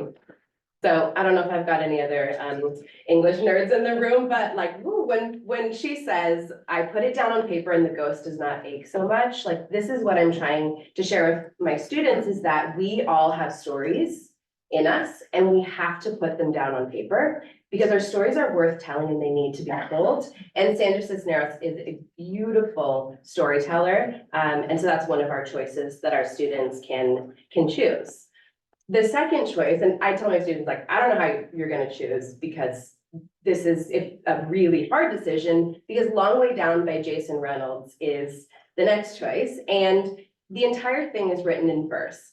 And if you're trying to picture eighth grade boys reading poetry, the good news is the man who wrote that poetry is the national ambassador for young people's literature. He is brilliant and incredible and so cool and the best writer. And I just want to read everything that he writes. This is a quick clip where he's speaking to young people about the importance and the act of reading and writing as empathy. Reading and writing, right? It's about engaging with humanity. It's about perpetuating empathy, right? When I say I'm speaking of the collective we, right? And by that, I mean, everybody on earth needs your generation to be more empathetic than mine. One of the best ways to do that is to read. It breaks down barriers in a very real way. It takes you places that you might not be able to get to, but it helps to humanize the people that we fear so terribly. Right? It humanizes people. And so I beg you all to keep reading and writing for that reason. So Reynolds said it so much better than I'll repeat right now, but if you couldn't hear it, he was saying reading is an act of empathy and we get to hear these stories that we might not relate to and this act of empathy, and he's challenging young people saying your generation has to be more empathetic than mine. We have to tell these stories, we have to read these stories. So we're learning from these master storytellers and then we're building the tools with our students to start telling the stories of their own. And last week you got to hear from Abby, who was representing the contest that we had our students then enter. And the New York Times had a mini memoir contest. And this was one of the stories that our students wrote. The prompt asked students to tell a short, powerful, true story about a meaningful experience from their own lives. And I actually encourage students, like, you can write about absolutely anything. Like, tell me a funny story. Tell me a story about a time you got lost in a grocery store, like a young memory. But I was actually really surprised about how many students chose to write about something super deep, super powerful, personal, real. Like the number of times that I got chills, like that they got like a tear, like these kids have stories. And it was incredibly powerful as their teacher, as their teachers, to be able to read these stories that they shared with me and then their classmates. They then shared with their school in the school contest, and many of them then entered into the New York Times contest. Abby last week was recognized by the board and then by the New York Times. Tonight, I'm just going to share with you two students who just exemplified the tools that we were teaching and were willing to take the risk of then sharing with even a bigger audience now here with you all. And I just feel really honored to share their stories. So we're just going to share two more. The first story is from Helena, called We Used to Laugh. And I filmed Helena in my classroom reading her piece. As we shared jokes, our laughter used to revolve around innocent, whimsical dreams. But as time passed, those chuckles transformed into hurtful stabs. Whenever you aimed your jokes at my lion-like hair or echoed racial stereotypes onto me, I'd force to laugh, hiding the pain while thinking about how to end your teasing.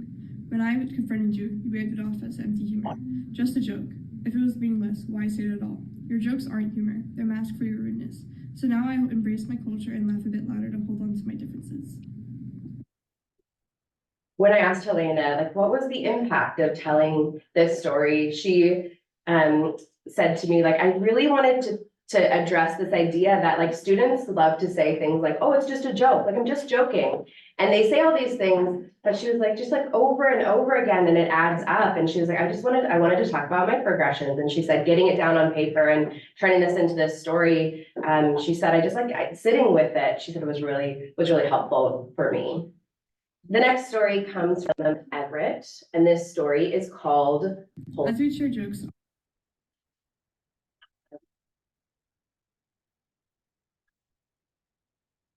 Stepping off my boat of safety and comfort and plunging into the icy water of uncertainty. My hands and legs shaking from the sharpness of the unknown, struggling to cough up the water that fills my lungs and stops me from speaking. But I still try. Fighting against the chill, I slowly make my way to the surface. Inhaling sharply as I emerge, I cough out the words, I don't think I feel like a girl anymore. Out of the water, on the sand, warm with love and acceptance, I know that I am home, and I know that I am safe. Yeah. Everett, writing this story, wrote about their experience writing this story, and first was trying to write from a pretty literal perspective of this experience in life, and was really struggling with how to get it down, and then decided to go with the metaphor of a polar plunge, of jumping off the boat of safety and getting into the really cold water, and it felt so scary. And then my favorite part of his story is saying, but like I was so safe and my family had me, and it's just so powerful. And I remember reading it in class and being like, oh my gosh, Everett, like, this is amazing. And he was like, Miss Hope, like, I didn't go up, like, it wasn't a polar plunge. It's a metaphor. And I was like, I know, amazing. Like, I got it. Like, and just, it was so cool to see Everett find like this metaphor and this tool to tell this, and just hear them talk about the power of processing by putting the words on paper as an act of empathy. It was powerful for Everett, it was powerful for Everett's classmates, and for me, and for all of us when we have the courage to share these stories as an act of empathy. So thank you for letting me share that. So I felt like that kind of encapsulates Fundamental 3, and both of these kids were so fabulous in their willingness to say, yes, use my piece, yes, let me share my voice. And Whitney said, there's gonna potentially be a lot of people watching this, and they said, good, I hope they hear our stories. So, you know, I love that the high school student voice was here, and I hope you feel the middle school voice too, and that ultimately is the essence of everything we're trying to do at IMS, is make it a place where kids feel safe to share who they are in the learning process and take risks to be the amazing people that they are. And thank you, Nikki, for all the work you did to spotlight the learning. That's our presentation. Turn it over to the board for questions for our teams. So I do have a question related to what was given out to us in the presentation, the numbers. Pretty much on the numbers, and it's gonna be, let me go, page 4. Yes. Kind of a little bit concerned, especially the bottom up number 3, the percentage of students who agree most students are respectful of other at this school. That is so low. I know that after COVID it's even lower, but before COVID it was still low. And the same with the setback doesn't discourage me. And there was another one that was kind of low. So I'm curious about what is kind of the plan to increase this. This is a story that I hear from students, this is a story that I hear from parents, from community members, how weird it is that they feel that kids are not respectful from each other, especially when adults are not around. And I know that this is a conversation we have had in the past. I also see middle school as a kind of an important piece, because I think that they're in transition, so they get some of the kids from the elementary, so there's a big transition, and that's where kids do have some freedom of testing some limits, and they learn behaviors of the other kids, but also they have to prepare them for the next transition, which is the high school. But definitely, this is from 4th to 12th grade, and there's especially those 3 numbers that are low.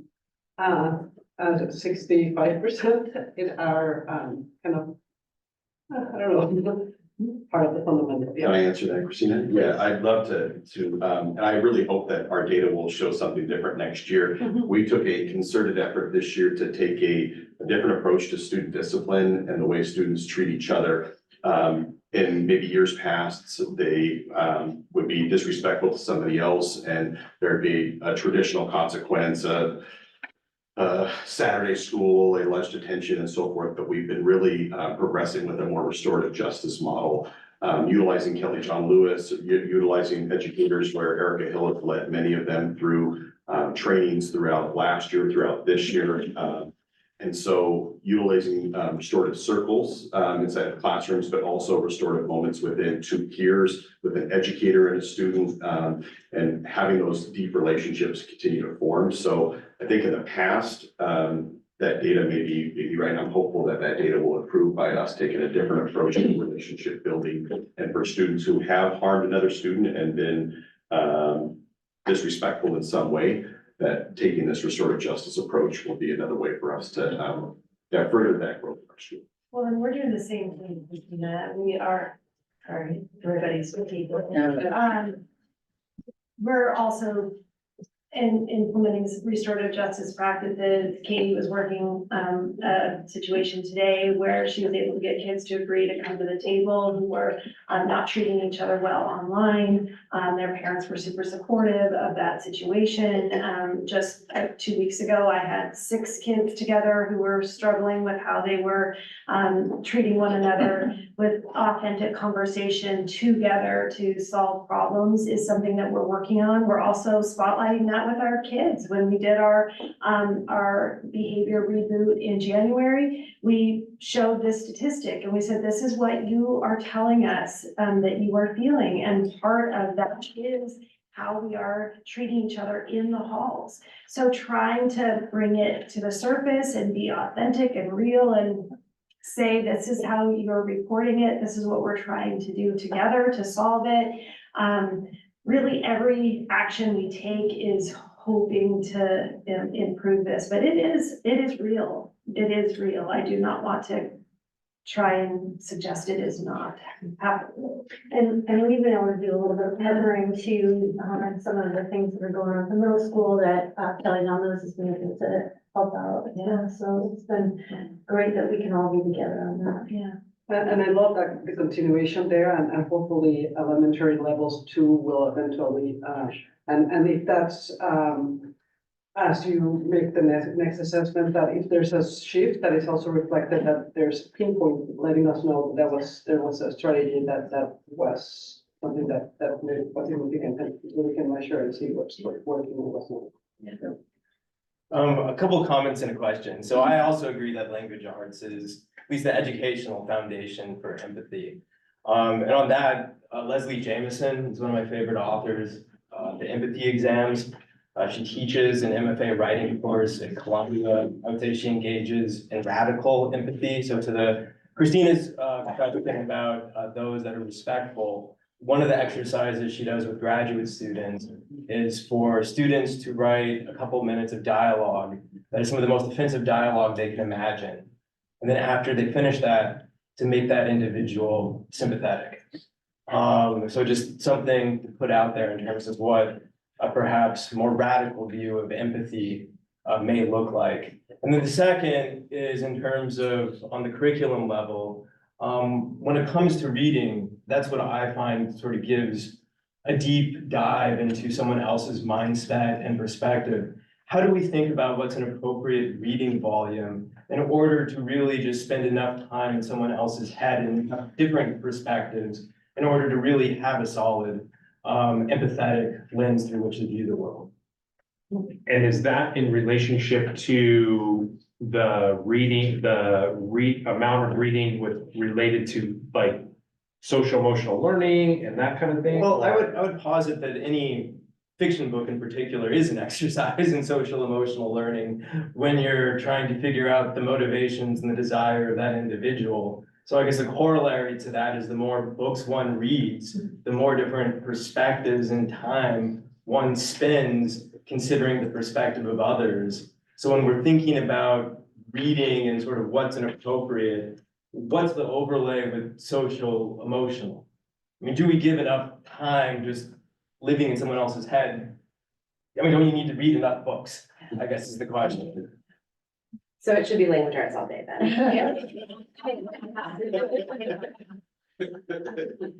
Well, it's hard to answer how much is enough. I definitely think that that is a question that we talk about a lot. And I think that by providing more opportunities for choice, that has really come in strongly, especially in 8th grade, but is trickling down to our other grade levels as well. But almost every one of our language arts units is centered around a novel set or a specific novel text. So we definitely value reading and using the learning within the context of somebody's experience as the stepping off point for our instruction. So we are on Team Dan. I agree. I'd say too, just the integration of many more graphic novels into so many of our English classrooms, I think gives access to so many more kids as well to actually experience and see that might not traditionally love to read a 500-page novel. So I think that's also another entry point that's to get that into. Perhaps audiobooks as well. I'm just listening to Chain Gang SRs talking about empathy, like great audiobook, but I mean, for those, I mean, I like to read, but some people like also like to listen. Yeah. Sure. I just wanted to compliment you on the sort of redesign of this report, fundamental, because I think it really helps tell the story of, you know, how you as educators weave this social emotional learning into the classrooms and the work that you're doing every day. And also the importance of it to our students, and almost every aspect of their lives. And I thought it was particularly effective how you chose the Safe Club and the Little Tiny Memoir situation as sort of a synecdoche of like the social emotional learning as a whole. You know, like you could really grasp like, this is what we're doing just based on those two tiny examples of like, this is what our entire schools are going through. And I think it's so valuable for us and the public and our students just to appreciate that what a fundamental, and I mean, say it more to but like fundamental and basic part of our education, the social emotional learning aspect is, and I appreciate the work you're doing at both schools. Yeah, so I also love the redesign of this presentation, having sat through a lot of the older versions, right? Like, I love the 15 or 16 pages, and this was just a much more vivid way to get a picture of what's going on in the school, so thank you for that. And then I did have kind of like a series of comments / questions, but because the elementary schools aren't represented here, these are really gonna hurt everybody, like, this is not like aimed at you guys specifically. And so I'm kind of gonna aim my questions at Fred instead, because they're just kind of general about this reporting. And one thing that I see a lot of, I think I see a lot in the report about like self-awareness and about, you know, identity and like kids feeling comfortable expressing themselves, and all of that is like fantastic and like really, really far forward from where we were even just 10 years ago in terms of like what kids were getting in terms of this kind of content in the schools. I feel I'm a little bit concerned that there's like a bit of a gap with kids with disabilities who make up, you know, 11% of our school population, and yet there's not nearly as much like representation in, you know, our curriculum, for example. And we have, you know, the IDEA project that has come in the last couple of years, which was great and fun, and I think opened some kids' eyes to different experiences, but we don't have like a built-in kind of permanent part of our curriculum or our programming that really focuses on belonging for kids with special needs and kids with learning disabilities and kids whose brains operate differently, you know. And so like, again, this isn't aimed really quite at you guys, because you do have unified soccer at the high school, and that was featured in the report, and you have Sparkle Cheer, which is so fantastic, which was also featured in the report. So it's really just like going across all the years. It's like, what are we doing to help those kids feel welcome and have a sense of belonging? And what are we doing to help their peers know how to interact with them in a way that is respectful and cooperative and so forth? And I have been hearing reports that really concern me that at every level of school on Mercer Island, kids have been started using the word autistic as an insult, the way they maybe used once upon a time used the R word, right? And to me, it's like, that's alarming. That's new to me, but it's also like a sign of kind of like a gap in how we work with our kids around these issues. And I feel like this, and I know we're on a time crunch here, I'm gonna try hop off my soapbox really fast, but I also, the last few years, I've heard kind of increasing concerns from parents about how their kids are interacting or being interacted with in the classroom. And so as we've moved to this more inclusive model, where kids are now side by side, who've been in separate classrooms before, I'm just not sure that our culture really in the schools has caught up, and whether that is an issue of like teacher training, parent education, you know, kid education, after school activities, like I don't know what. And so I guess my ask for Fred is like, is there stuff in the works on this front, or that maybe this is a question for Sue Ann? And again, I'm not talking about like how we're providing services to these kiddos, I'm talking about like the culture. No, I mean, you know, it's one thing to have October as, you know, Disability Awareness Month, but what are we doing, you know, day in and day out? And you mentioned the IDEA project. I was just at Lake Ridge yesterday, where they've been doing it all week. We have a partnership, our two leaders from our salad group. They are getting ready to launch on May 4th, May the 4th be with you, a community day that we're gonna be hosting down at the parking lot down at Northwood. It's on the same day that we're doing our Crest Fest as well. And really trying to think about not just what we do in the schools, but what's the community understanding of this as well. Suanna, welcome you into the conversation, and then I'll give school teams too. But things that we've also been working on, even with our, you know, adult transition students, and where are they working? So Suanna. Yeah, oh my goodness, what a topic. You know, I think, and I wish I had a video to show you, we have a student at one of our schools who you never would have thought could have done a theater play. And I saw the video and you wouldn't know which student it was. And this is a student who does have autism and may not speak like everyone else, but all the peers were joining in, and it was seamless and beautiful. And I do think there are so many stories of empathy going around. And even a few years ago, I walked into Island Park and there was a child crying in the hallway, and I looked around to see who was going to take the leader, who knew this student, because I didn't know this student, and two of his peers walked up, held his hand, and said, "Come with me, I'll take you to class." And I just thought, like, that is what empathy is, and that is what good social emotional learning is all about. And I can just tell you all sorts of stories. So yes, there's negative stories, and those stories get traction. I don't think we spend enough time telling all the positive stories in our buildings, where the students and the peers really do feel like they belong. And it's so I think that story needs to be out there just as much, because those do exist, and we just don't do a good enough job telling those stories. So I think our students, and let our students on the school board talk, I think they do reach out and really do try. There is a culture there that really is trying to bring everyone in. I will say, with like the mental health pieces, that even adults hide it. And so it's really hard in some places because there is so many hidden disabilities out there. But the Safe Club and all the clubs and the work that Chris Harnish and all the teachers are doing with the books, it is going to be bringing that forward. And it's going to take a while. Mary Jo, do you want to talk about the assembly that you just had too? Yeah, well, and that was thanks to Sue Ann and the work of the salad team as well, and supported by PTSA. But Mickey Rowe just came and spoke to our middle school and our high school, and it was such an incredible assembly. And it has, but there have been conversations that have bubbled up, some positive and some not. When you put in front of 1,000 middle schoolers, a person who is autistic talking about their experience at Islander Middle School, and on through the high school and the system, it causes kids to process in a variety of ways. So it was amazing. It was so impactful and so fabulous and hard to hear sometimes.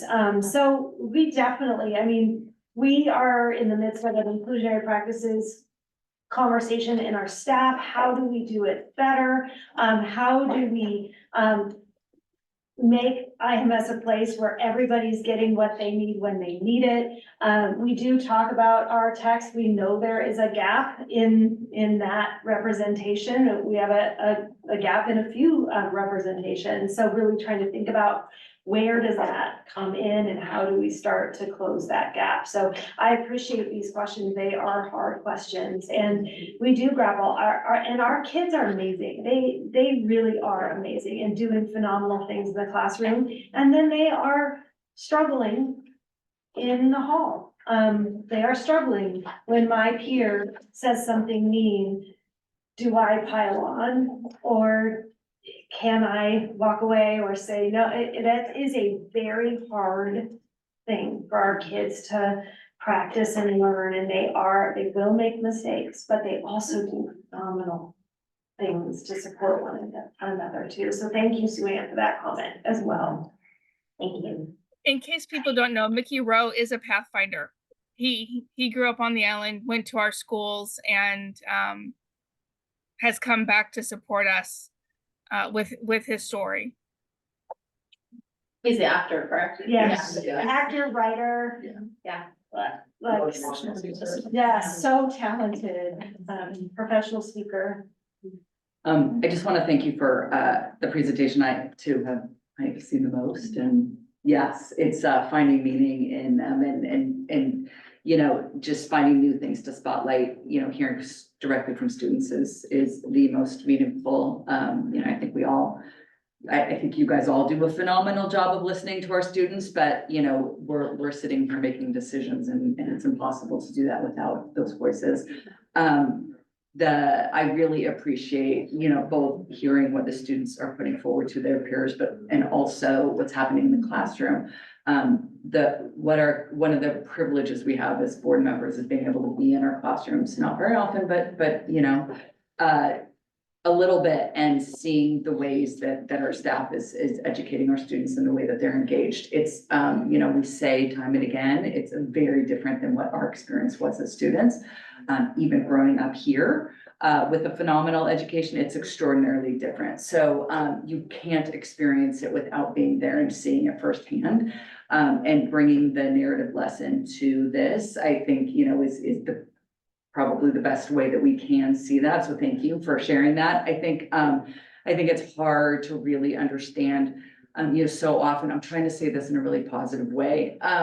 So what we often hear is don't bring politics into the classroom, and it isn't politics, it's our kids, and it's who they are and their core beliefs and, their identities. And it isn't teachers preaching to students about what they should be thinking and feeling. It's what they are thinking and feeling, and having our staff find ways to help them communicate that and find ways to, be happy and healthy with who they are and share that with others. So, the comments in the halls and learning to process that and learning, to tell stories in a way. This is why this is one of our 5 fundamentals is, what can we help our students learn in the system so that they are able to become the people that they want to become. And it's not telling them who to become, but they're already becoming them. So how do we then, take that further? So thank you for that. I think so much more meaningful than the stats that we share and have shared. I mean, the stats matter. It really does identify some of those issues. And thank you, Christina, for identifying that one. And then, anyways, yeah. But the ratio of humans to stats is very big here. The ratio, stats, and really finding meaning in those stats and ways that we can do that. I want to give our students an opportunity to make comments and ask questions as well. Yeah, not to bring up a stat, but, I do find like some concern with the setback stat, 59% of students feel concerned or feel discouraged when, reaching a setback. And I think a lot of this work is very preventative, and even I see it a lot about making positive and good connections. And I think it's really nice on the positive connections, but also like teaching students how to just eat it if something happens to them. Like, you're not gonna be able to prevent like every single mean comment and every single thing that's not realistic. And maybe it's just a post-COVID thing, seeing that drop in that data point, but hopefully it will rise. Yeah, and I just want to say, like, continuing to focus on like kind of teaching kids in a more creative way is like really important. Like as a student, I remember like going through second step and like watching the videos were all great, but like learning in other ways is like also like way better. Like listening to the speaker definitely had a lot of impact, and I felt like it was really, really different getting to hear the actual stories. So like continuing to have those like creative ways for students to learn.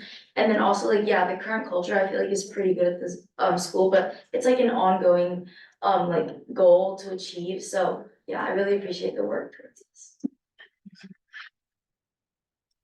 Any other questions? Thank you all. And looking for a motion to find the superintendent in compliance with fundamental. So moved. Second. Any further discussion? All in favor indicate by saying aye, students? Aye. And directors? Aye. Any abstain? Any nay? That's 2050, and thank you all again. Great to see you. We are running late, which is okay. The content matters more than anyone's schedule. No. This is what we do. So let's go till, we're gonna take a quick break till 6:25. Yes. 6:25. We'll give seconds.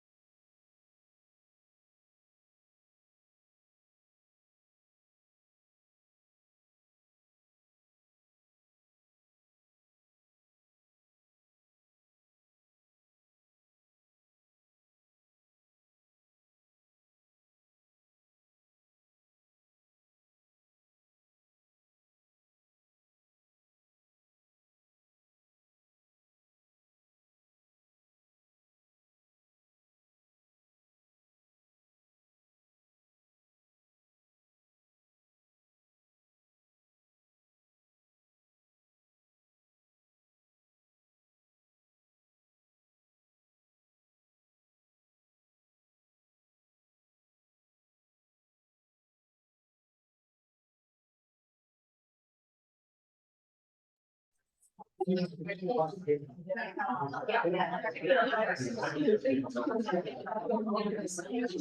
right, we are returning from recess at 6:27, moving on to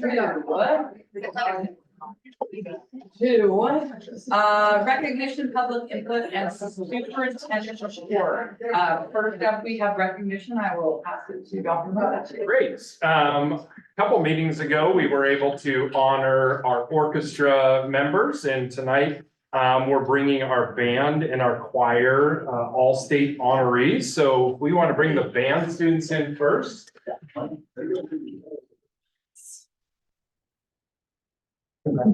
Come on in, line up right here, so you can just line up, yep. So as they come in, let's see, we have Mr. Bixby here tonight, Mr. Krieger, is Mr. Thompson here too? So these are our all-state honor band members this year from the high school. They begin this journey in the fall when they have to begin with their auditions and really their first tryouts, and that's in front of their directors. And then from there, it's passed on, and there's a blind screening process at the all-state level. And tonight we're recognizing these individuals. There were 13 band members this year who received the all-state honor. And so what I'd like to do is have each of you introduce yourselves, instruments, and where you are in your school progression. Then we'll turn it over to our directors to tell us a little bit more as we honor you. So let's start here. Hi, I'm Claire. I'm a senior and I play the flute and the piccolo. Hi, I'm Elena. I'm a senior and I play the oboe. I'm Dennis. I play the alto sax and I'm a sophomore. My name is Tristan Chan. I play the clarinet and the alto saxophone, and I'm a sophomore. I'm Ava. I play the trombone and I'm a sophomore. I'm Oliver. I'm a sophomore and I play the trombone. I'm Henry. I'm a freshman and I play horn. And then Mr. Bixby and Mr. Krieger, you want to come on up and talk about the process and what it means to be an all-state honoree?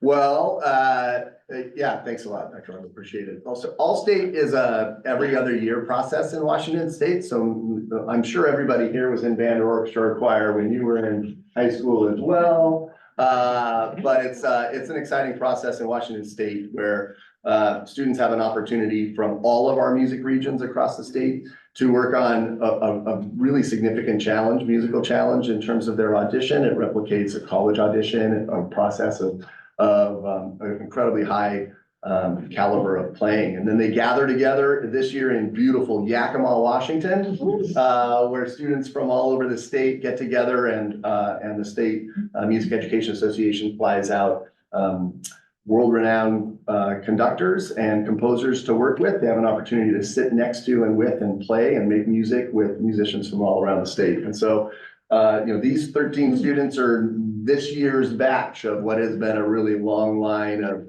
Mercer Island High School band, orchestra, and choir students that get to participate in the All-State and All Northwest organizations. Of course, there's a lot of hard work you see up here in front of you with these fantastic musicians, but it takes a lot more than that. It takes music programs here at the school and parents working really hard to make sure they're able to prepare and be available. And the results are fantastic in the classroom when they get back as well. So we're really proud of them. They play great. Certainly makes all of our ensembles sound better as well. So really proud of you guys.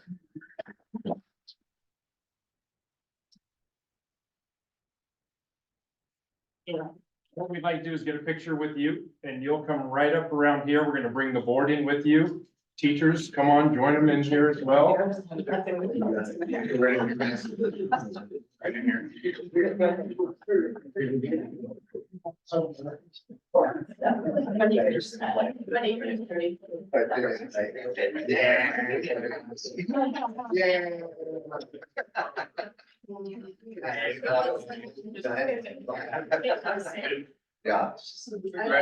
On me. Okay. On me. 3, 2, 1. 3, 2, 1. Okay, 1 second. Any turn? Any photos? Howard, good, up to your guy. Do it. Where's he getting the scrapbook? Awesome. Thank you. Good, all good? Perfect. Yeah. All right. All right. Here we go. Thanks, everybody.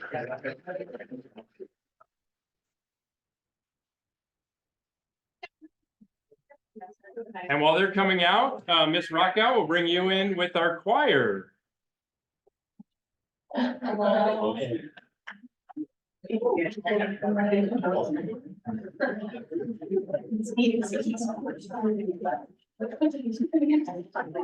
So joining our band members with all-state recognitions, we had 4 choir students achieve or also achieve the all-state choir recognition. This time, why don't I start with Miss Rockout talking a little bit about the process that they're through, and then we'll have students introduce themselves and what you're up to next in your achievement.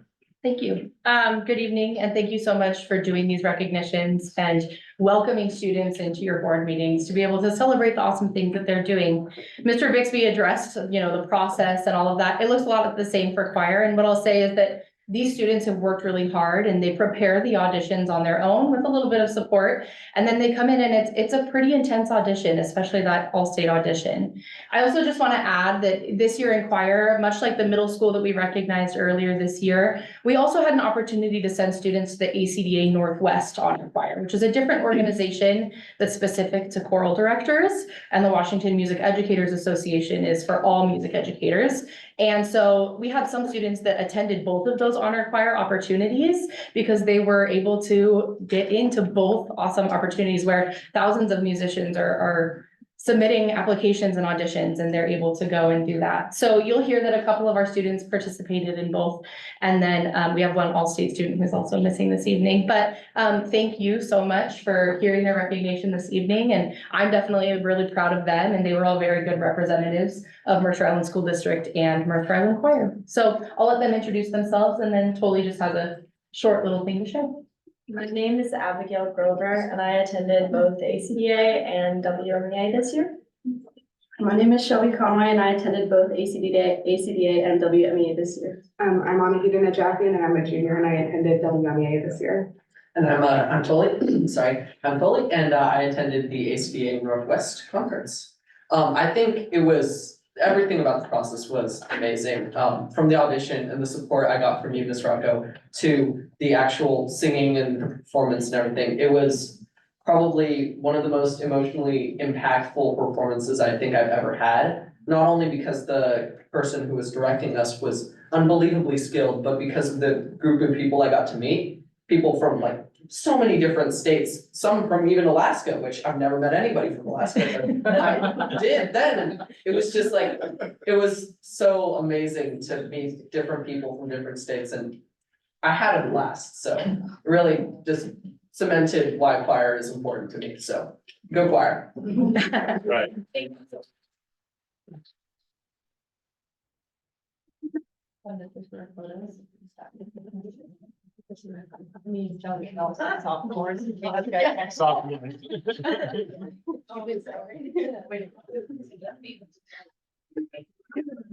Guys, we love each other.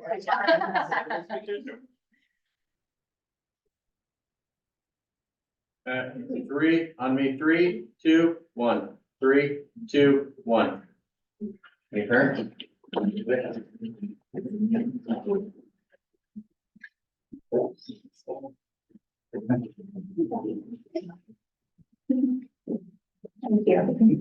All right, great.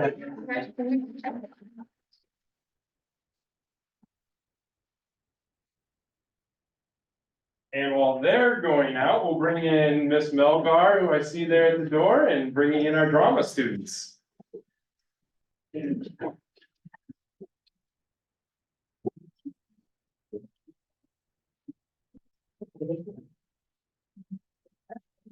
So welcome into our thespians. We are here to honor 12 students who've been recognized as either national qualifiers or state honorees in the Washington State Thespian Thespy Awards.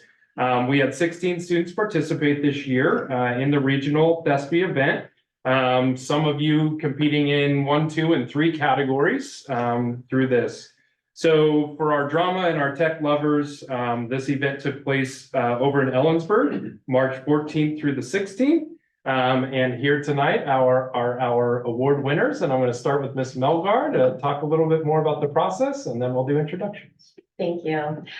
These are just a few of the students who participated this year in the Northwest Regional THESPIs competition in January.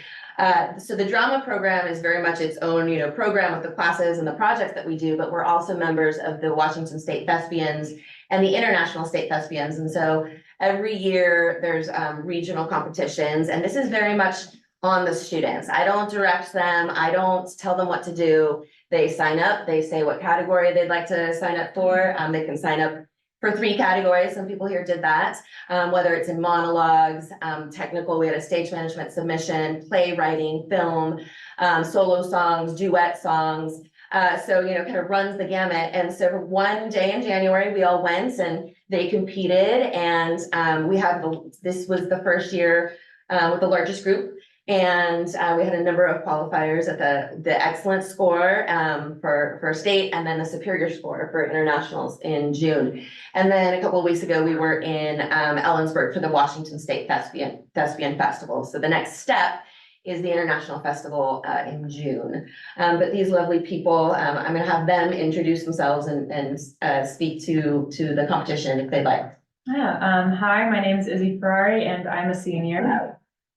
Hi, I'm Wilder Janini Upton. I'm a freshman. Hey, I'm Annabelle Rimmer. I'm a senior. I was super excited to be the THESPI coordinator this year, so I kind of helped Melgar along by pushing together the THESPIs. I sort of nagged everybody to sign up. It was so exciting to have 16 participants this year. Last year we only had 7. And then the year before it was only 4. So it's kind of awesome to see this program grow. Hi, my name is Tiger Yang. I'm a sophomore.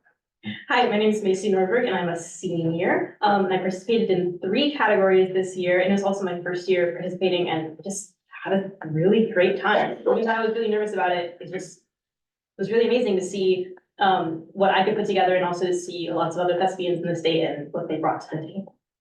Hello, my name is William. It was really fun, and I'm definitely gonna be doing it next year. I'm Alec Martin. I'm a senior, and it's just very enjoyable to be able to do work independently and then get seen and reviewed by like professionals in the industry and receive that feedback. Congratulations.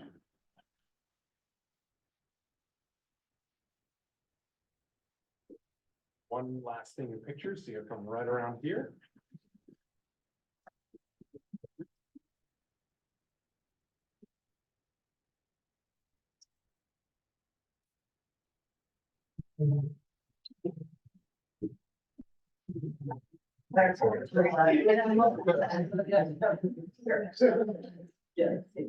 On me in 3, 2, 1. 3, 2, 1.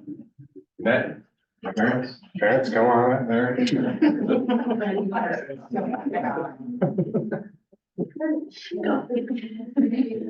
you, everyone. Congratulations.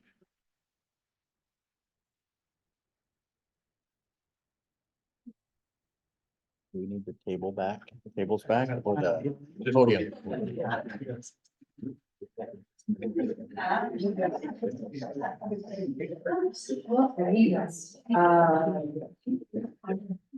And then just the last of kind of some recognitions tonight. This is, I put out my usual newsletter, but just a reminder that it's National Autism Awareness Month coming up this weekend for those with the Christian faith. A very important weekend with Good Friday and then Easter on Sunday. Looking forward to April, where we'll have more celebrations and honors to put forward. But those are our recognitions tonight. Thank you so much. Great to have so many people here. Next up, we have our public input. Sorry for the delay. Time-wise, we're trying to be as close to it as possible. the meeting, hang on, gotta read my little spiel. The meeting is a meeting of the board in public. It's not a public meeting that guarantees interaction between members of the public and members of the board. When addressing the board at the meeting, please limit your remarks to not more than 3 minutes. Appoint a spokesperson if the concern is a group concern. And if desired, provide written documentation to the board secretary. Public comments that name or otherwise identify a student are not permitted without permission of that student's parent or legal guardian. The board may direct the superintendent to respond at a later date to the issues expressed. I've used my discretion at times to allow people to go beyond the 3 minutes based on the number of people we have. I'm not going to be doing that today across the board. So I will be asking you to conclude at 3 minute mark. So I hope you understand. First up, we have Michael Lill. Thank you very much. I'll be super quick. But thanks for the opportunity to speak. I just wanted to lend my voice and speak up in favor of the proposal to allow for open enrollment in the following school year. I was just I've just been generally impressed throughout this entire process by the thoroughness and comprehensiveness of the research and the way that the decision has been evaluated. So I really appreciate that, and I particularly like Fred's presentation recently, the webinar and the FAQs that have been pulled together, that I thought just really make a very strong argument in favor of giving this a try and doing this. So I would encourage people to vote the board to vote in favor of the initiative. So thank you very much. Thank you. Unfortunately, I got to peace out, so. Thank you. And I did actually just want, well, I can say it now. We so appreciate people taking their time out of their busy day to come and provide your thoughts, whatever they might be, to the board. We attempt to communicate with our community in every way possible, and it's very meaningful and it matters a lot. So thank you for taking that time out today. And next up, we have Scott Rockfeld. I don't see, oh, remote. Oh, he's remote, sorry. Just 1 second.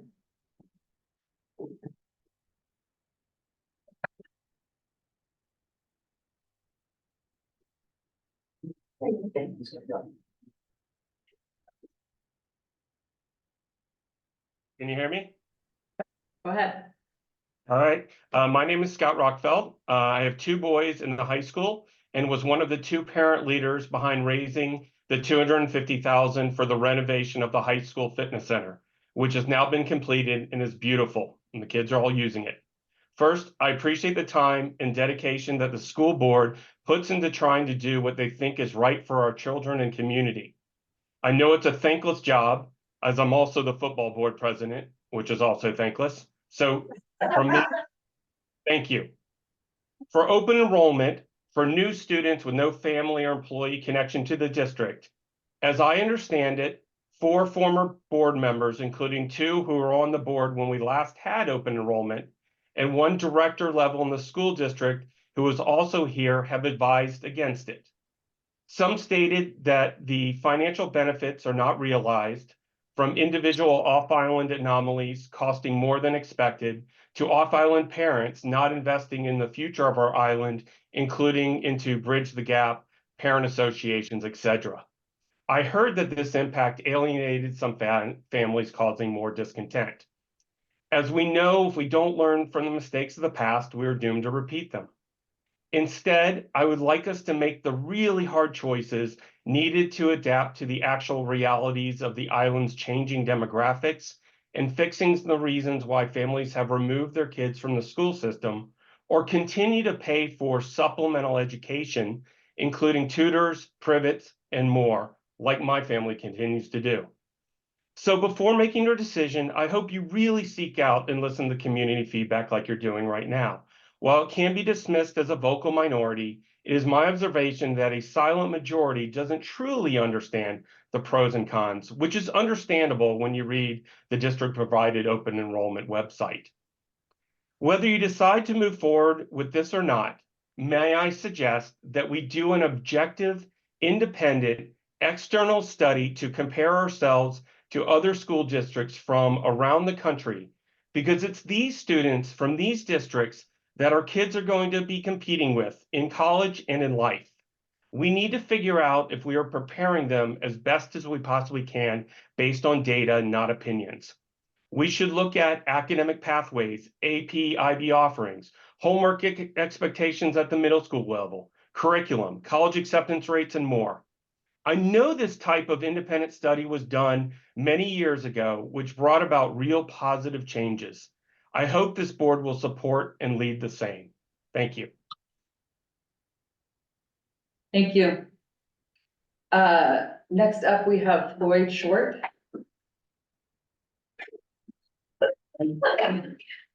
Thank you. My name is Floyd Short. I grew up on Mercer Island, graduated from Mercer Island High School in 1981. My wife and I have 3 kids, 2 of whom graduated from Mercer Island High School, one of whom is a sophomore now. And I want to speak in favor of the open enrollment plan.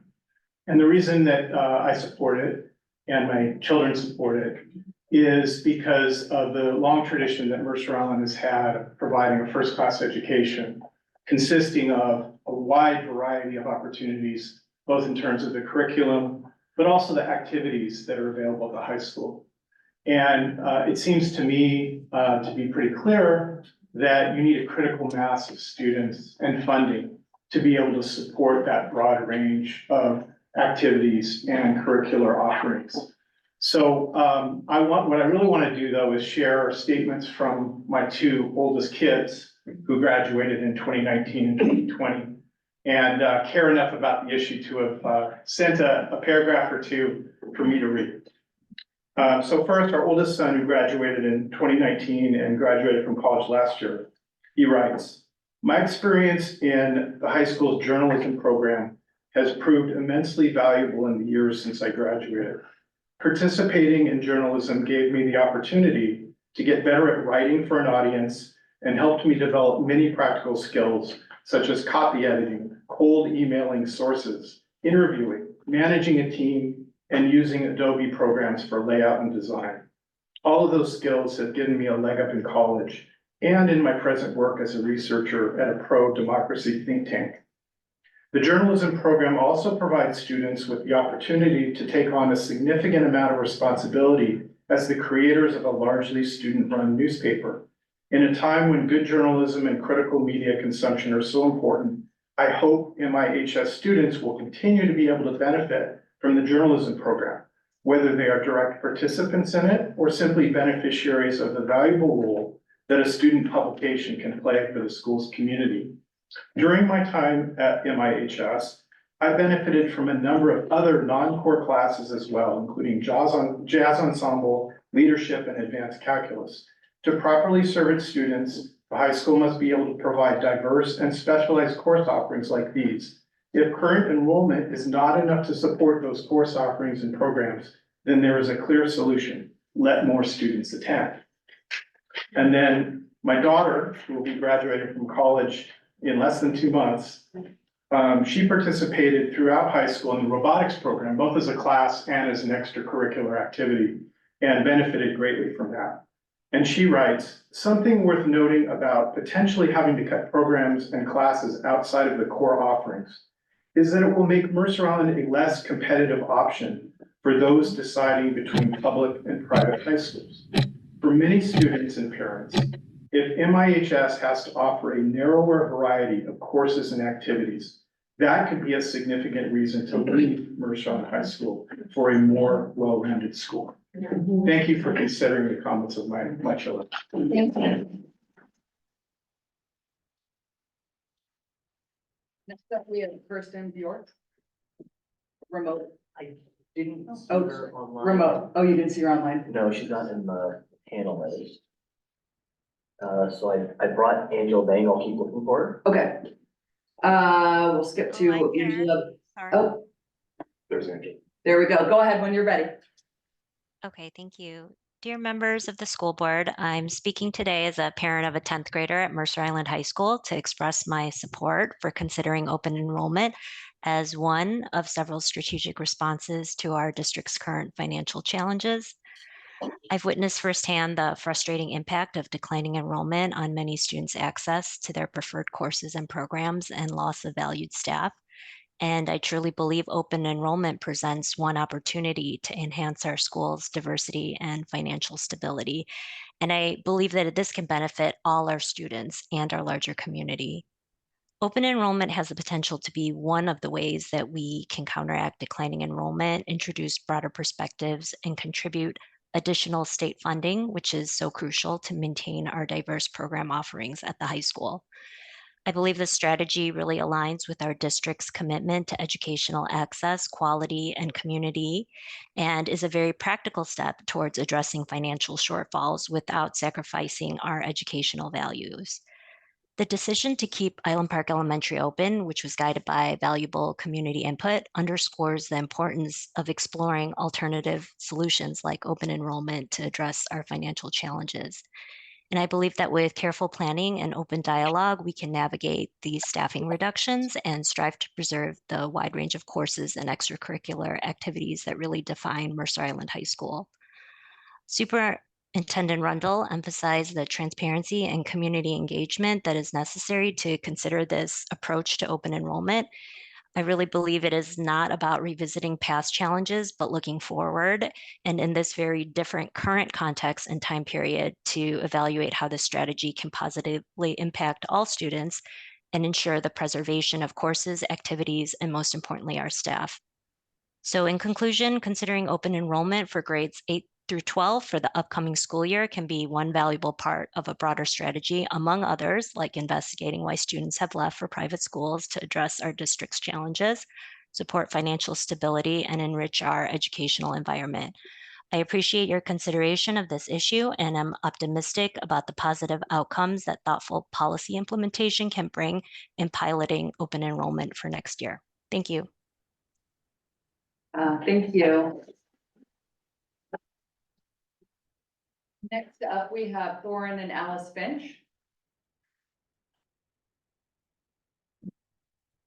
Hello, I'm Alice Finch. I am a mother of two in the district, and I've been an active volunteer for about 12 years. We're speaking in favor for open enrollment. Hi, I'm Thorin Finch. I'm a second-year student, alumni at MISD, currently studying creative writing and music at Oberlin College. What are the qualities that make for an interesting, unique, and attractive high school experience? I'm pretty sure that yet another section of AP Calculus is not what people are looking for. Or is it thriving or fine arts programs that support these, those that would like to dabble in the fine arts and those that already know that their path is in those areas? As a community and district, we are at a tipping point where we act to protect our incredible fine arts programs or we don't. One way we can do this is to acknowledge that open enrollment can keep the district on par with our neighbors and also provide the numbers to keep our various arts programs alive and thriving. When the community visits the Fine Arts Showcase next week, a 4-decade-long tradition of featuring the arts from K-12 students, remember that this is what we are choosing to support and protect with open enrollment. One more important aspect of this to consider is the effect on staff. It is in everyone's best interest to have full-time staff because full-time staff equates to full departments and class options. Full-time staff also means better, stronger, more qualified, and dedicated people.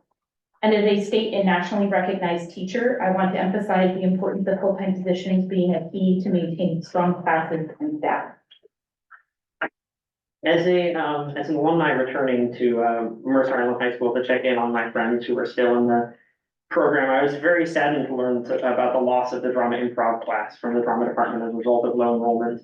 I really believe, and my experience would certainly indicate that high school is a time when students are discovering themselves as people, as scholars, as creatives. And drama, improv, and other classes like it fill a vital role as doorways into new passions and mediums of expression. For example, I took a ceramics course, an intro ceramics course, during my first year at MHS with no experience in ceramics, and I didn't end up pursuing it further, but I still learned a lot and developed my skills as an artist and creative. Many of the people who take classes like ceramics or drama improv don't plan to be ceramics or theater majors in college. They won't ever have the opportunity to explore those arts without gateway classes like those introductory courses to sort of open that path to them. I know many people who discovered a passion for improv at MIHS through that gateway course and used it as a springboard to really remarkable success as improvisers and greater self-confidence and artistic expression as people. And I can also speak from my personal experience as a student, that the arts were vital to my journey as a creative and as a person. The skills that I practiced in improv, collaboration, confidence, optimism, a willingness to fail, they're all life skills, skills that I would have needed to be successful in any career that I had chosen to pursue, and skills that I know were used by others in other careers. One of this district's core values is supporting the whole child. And I can guarantee you that another section of AP Calc is not what will keep this district unique, diverse, and growing. Strong improv and courses like that. The best way to ensure that the wonderful arts programs here at MISD is strong and our theaters and concert halls are always filled with our Fine Arts Showcase is to preserve these gateway classes and to invite as many eager and talented students through those doorways as we can. Thank you. Thank you.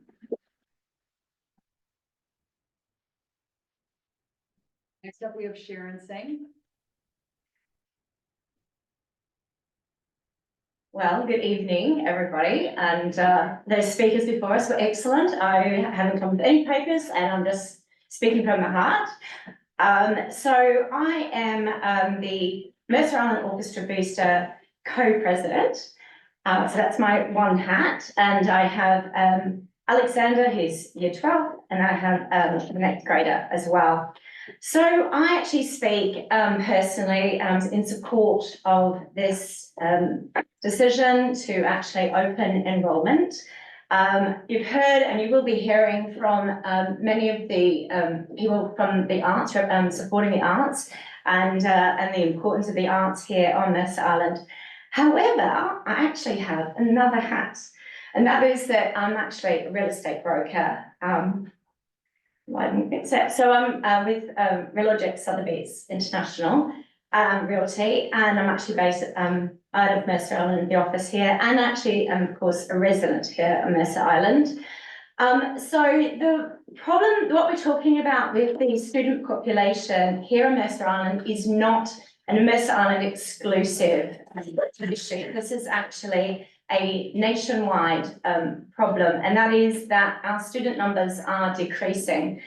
So given the inventory and the lack of it, huge lack of those wanting to list and sell their homes on Mercer Island, and then the huge number of people and families who I meet every week who actually want to purchase on Mercer Island, we simply don't have the inventory.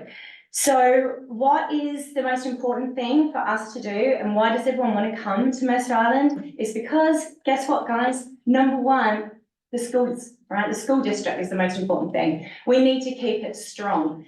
And this is for the next year that the board and Dr. Rundle, that you are looking at opening enrollment for the schools. And I actually think that this is a smart decision. I hear and see all the sides and the concerns, etc. And we also have the approval of House Bill 1110, which could, in the next couple of years, change things on Mercer Island, and we can actually have dadus and perhaps more of a growing population. And perhaps with those interest rates coming down a wee bit, people will decide to list their homes. Currently, of course, they're all safe on their about 2.5% fixed mortgages. And like my husband and I, we're not going anywhere. We're not selling. Why would we? We've got such a great interest rate. So we need to protect our schools and the arts. And so thank you for hearing my voice. Thanks.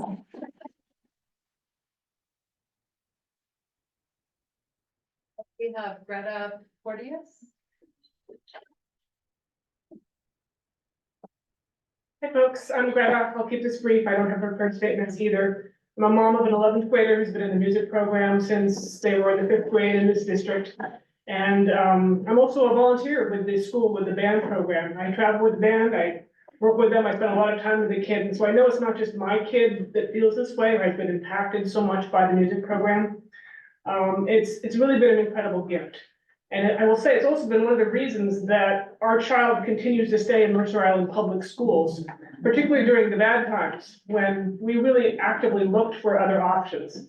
But the program has provided the sort of support for our kids will allow them to thrive academically and personally. And you know, all the stuff in the previous hour they're talking about with like teaching kids about empathy, about all the non-direct academic, take a test kind of things that the school district is focusing on is developing as adults, as human beings, and as caring people. It's all there in the finals. It's there in this program. And I know that the impact of not approving open enrollment is going to impact more than just music. I'm just speaking to, because that's what I have direct, experience with. Listen, Superintendent Rundle's email and the webinar, it makes a lot of sense to my husband and I, as parents, as taxpayers. It seems like common sense to invite some more students into our district to help preserve funding for these really critical programs that make our district really special. So just want to hear to voice my support for open enrollment. Thank you very much.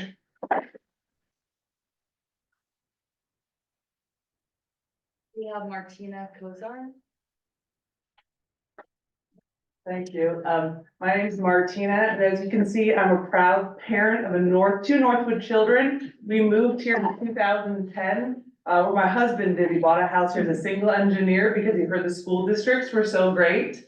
And so we've been here over a decade, convinced my mom, convinced other friends to move here for the district. Now I appreciate all of you thinking long-term. My children, since we live a block or two away, come to the high school for most of the events. Last night we're at the lacrosse game. Last year we're at the Indian 500 from the band. We go to the fine arts. They see the robotics club. They watch we're on the East Coast for Thanksgiving, seeing the band perform. They're excited about all those opportunities already. And so I really am in favor of this open enrollment because I want to see the opportunities that my children have at the high school be increased from all these phenomenal opportunities that these children have been, their kids have been. So I really appreciate that you're thinking long-term so that we make sure that the future of every child in this district is strong, and open enrollment, I believe, will do that.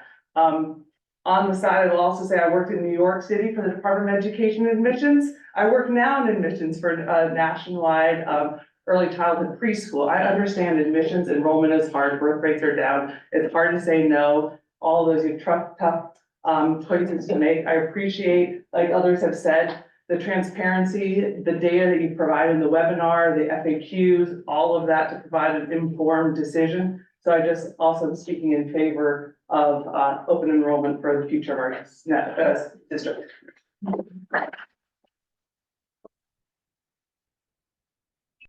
Have Lisa Sharples. Thank you for giving me the opportunity to speak on this important topic. For those of you who may not know me, I've lived on Mercer Island for 20 years. Work-wise, I've been the CEO in the Seattle community and have bought and sold over 7 tech companies, as well as taken a company public. I am also proudly serve as the current chairman of the University of Washington Bothell School of Business Advisory Board, a position I have held for over 8 years, helping to ensure that our public university business programs are preparing today's college students for tomorrow's economy. But most importantly, I'm a Mercer Island mom, and my husband and I have raised 5 amazing humans on Mercer Island, each starting in kindergarten and going through MIHS. I am talking to you today, not just as a parent, but as a member of the community who hires people every day for jobs, and as an individual who mentors dozens of college students at UW. What I have learned sending kids off to Mercer High School day after day for the last 12 years is that kids do not get up in the morning excited to get to school on time for math or English class. Some do, but it is not the majority. Over the last 72 hours, I surveyed 62 Mercer Island High School students and recent graduates and asked them to name their favorite class at MIHS. 1 said math, 3 said English. Over 50% listed CCR classes. Students get excited and are passionate about their Mercer Island High School classes in marketing, radio, ceramics, robotics, economics, horticulture, entrepreneurship, psychology, statistics, and business law. These classes help connect the core subjects like math and English to careers in law and computer science. They help students explore a passion. CCR classes help MIHS students find their voice as they write their college essays or apply for summer jobs. Most universities today demand that students apply having an idea of what they want to major in, and MIHS students can better address that topic because of our strong CCR curriculum. Without it, our students will struggle to compete against students from other school districts across the country for slots in competitive programs at top colleges and universities.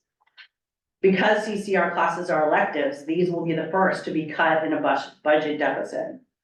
Therefore, if we fail to approve open enrollment as a district, it will severely impact the CCR curriculum and our students' futures as a result. I encourage the board to unanimously vote in favor of open enrollment to give our kids the best and most rich opportunities in college and tomorrow's job force. A vote of no is a vote of no confidence that says we know better than you. To all the high school students and valued administrators we have on Mercer Island, is this the example we really want to set for our kids? Thank you.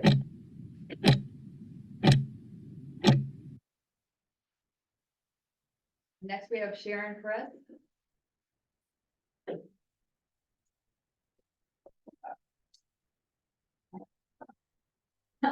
I'm Sharon Perez, and I'm here to advocate for maintaining our schools' program quality and excellence through open enrollment.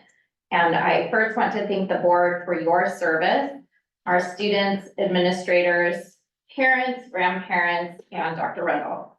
I've been actively involved in our schools and community as a volunteer and board member for the last 14 years that we've lived on Mercer Island. And tonight I'm also speaking on behalf of my husband, Anthony, and my two children, Julius, who's a junior, and Rowan, who's an 8th grader. Julius was here earlier representing the Safe Club, and Rowan tonight is at the high school as the stage manager. They're doing their dress rehearsal for the IMS play The Little Mermaid, which opens tomorrow night. Considering investing in the future of our island is an investment that we get to maintain our programs, an excellent public school system for our students, who I do not believe are solely defined by the geographic boundaries of our small island. Tonight, we saw the importance of social emotional learning and resources to provide a better learning environment for all students. Our family moved here after I did a many months tour of many Seattle neighborhoods to determine where we would want to place our family when our boys were 1 and 4. And we chose Mercer Island because we felt that Mercer Island supported families and students and schools. And we want to support a full complement of programs that make education a full and holistic experience. My boys have participated in Destination Imagination, in band, jazz band, drama, Safe Club, Island Youth Ballet, karate, soccer, track, mock trial, and many other wonderful programs on our island and our school district. This has greatly enhanced their overall educational experience, but also their mental health and their development as hopefully contributing members of the community and society. I want to be part of a district where our students belong. All students belong through inclusionary programs, and the arts allow for personal exploration and expression. The full complement of programs is necessary for the growth of the whole child. And if we need to open our doors to other interested students and families who would like to participate in our school district, then I would like to welcome them with open arms. Thank you so much.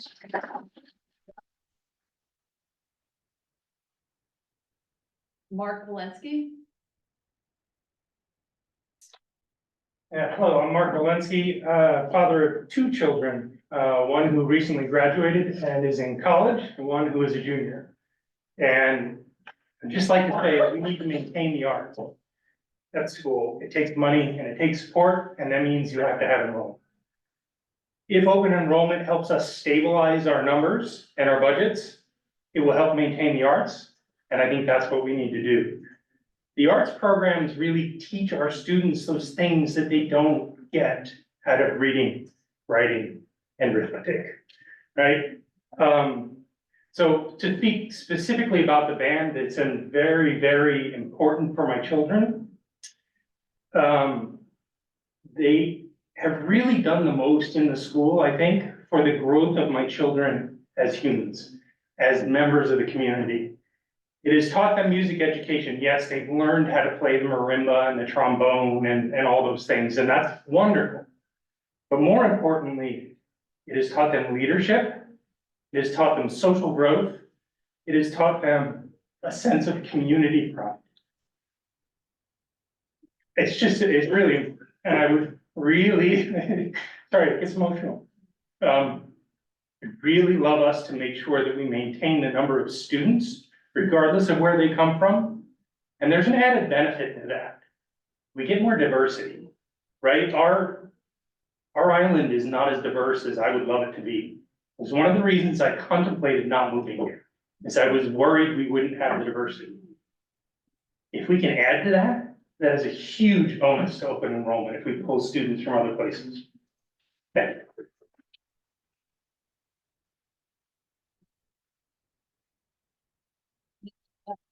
Julie, say.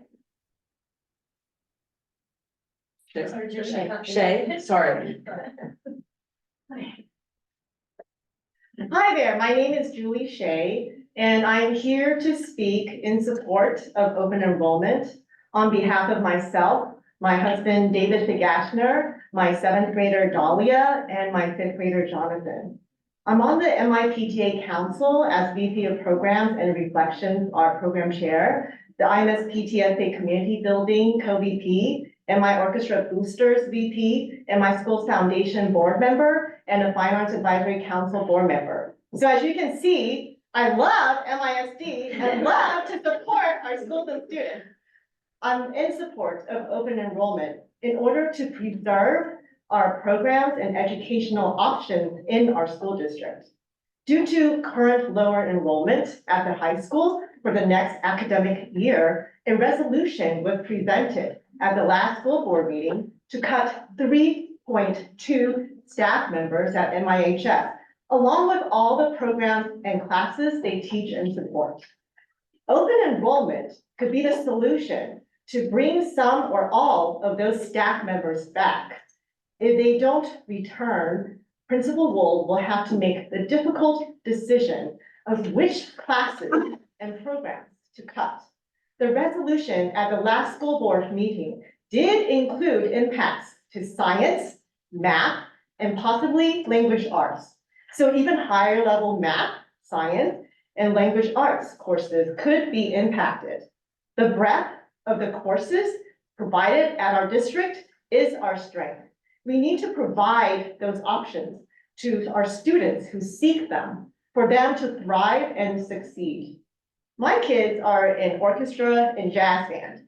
Here today is a large group of parents from band boosters who have been advocating for open enrollment. If band is worried, any fine arts like orchestra and other electives like robotics should also be worried. In fact, it's happening to districts all around us. They are cutting their music and fine arts programs. Our amazing fine arts programs provide a tremendous opportunity for our students, and we cannot lose them.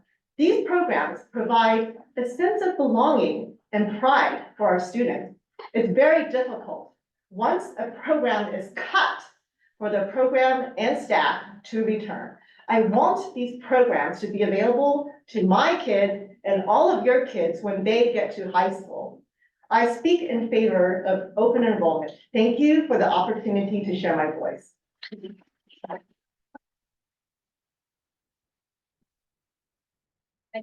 We have I'm sorry, Young. I'll say that's my name. You're close, right? I know, that was very close. Hi, everyone. It's so nice to be here. Why am I here? I don't even have any kids in the school district anymore. One's a senior in college, one's a freshman in college. But I'm here because, wow, when I heard about our district discussing whether to have an open enrollment, wait a minute, Ithaca's doing it. Bellevue has been doing it. You go to Bellevue School District website. The superintendent of the whole district had a webinar and posted. Probably that tells me that it took some convincing to do that in that district. So, however, we're kind of behind in the this trend because They were citing declining birth rates, pandemic losses, smaller elementary grades, increased housing costs even in Bellevue. People cannot live in Bellevue because it's so expensive. That's one of the reasons the enrollment is declining. How about Mercer Island? So, all those reasons, they are doing it. Are we even competitive when we do an open enrollment? Are they gonna come to Mercer Island when they find out that we treat our school like it's a private gated community country club? This is a public school we're talking about. There are a lot of states actually, they have inter-district coming and going open enrollment within the state. We haven't done that, so what are we teaching our kids? That we're a closed society here. And all this social and emotional learning that schools doing, how about our diversity? I was on the diversity committee for over 10 years with Fred Lundell, that's how I got to know him pretty well. And what does diversity mean? We have to ask ourselves, what are we afraid of here? Losing some math classes and English, I'm not gonna go over all those classes and programs, you've done such a good job talking about it.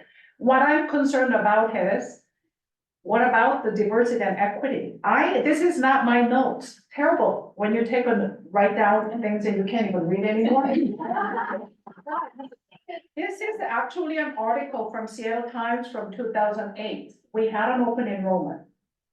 This describes a family, a mother, Elizabeth Gracia, she was driving her child, her daughter, from Renton to our school district every single day. My older son, Jasper Gear, had a friend at West Mercer just like that. Jasper is graduating from college this year. Henry has graduated from college already. He's in grad school. So is it deteriorating our educational level? No, you go look at Minnesota's data. It says that the test score has not changed when they implemented open enrollment. What are we afraid of as a district and as a community?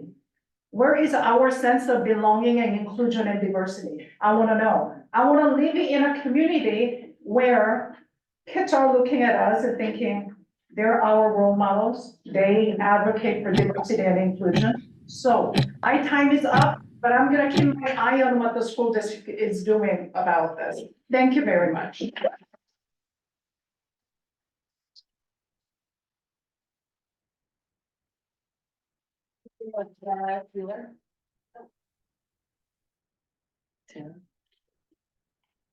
Hi. So thank you for having me. I think there's been just incredibly powerful things said tonight that I will not repeat, but I can just say I support, and that's what I'm here for as well, in favor of open enrollment. I'm a mother of two kids, a 10th grader at the high school, a 7th grader at the middle school. I am not from here, but my husband is what they call a lifer. He's one of the, I think there's a lot in the room. And I don't think that's an accident why people come back here. I've never been to a community like Mercer Island, and I know why people come back. In fact, my mother-in-law, was on the school board, served on the school board as well in the 90s. You might be, I feel like you might know, so I hope don't hold it against me, but, the nodding happening, but no, on a positive note, we were talking about this, and not so much has changed from the 90s when she was on serving, but so much hasn't in the same regard to this discussion and the dialogue and the debate. And this is one that just is surprising that there's so much question mark over. And first of all, the webinar was phenomenal. So anybody who hasn't done it, I know everybody in this room has, but for anybody else, I really encourage, the homework has been illustrated really well. And it's a lot of, it's really hard to look in another direction. I wanted to come here today because I feel like there's so much focus on high school, because that's what this is about, open enrollment from 8th to senior, but it's affecting the entire childhood development. So an example is when we were at West Mercer, my children were at West Mercer, they heard the legacy of all these incredible specialized programs that just do not exist in other areas, plain and simple. This is unusual. That legacy is what made my son say, I don't want to stay at a private school. I did take him out for 2 years during COVID, guilty. I did, but he said, I want to go back. Like, that's where I belong. I want to be able to be part of all those programs I heard about when I was in kindergarten, when I was in third grade. This is the future of the kids, not just the current generation. And so I think I want to make it clear that I'm here because open enrollment isn't just about the access, it's also about the equity of supporting these programs and to ensure sustainability for them. So along with what everyone else said, I think diversity is important. I think supporting the community and staff, but also making sure we're looking at the big picture. What we have in the programs here take years to develop, and you can't do that overnight. If something happens, what can happen overnight is if we don't have enough seats and chairs and have to cut programs, that can happen overnight. Thank you for your time.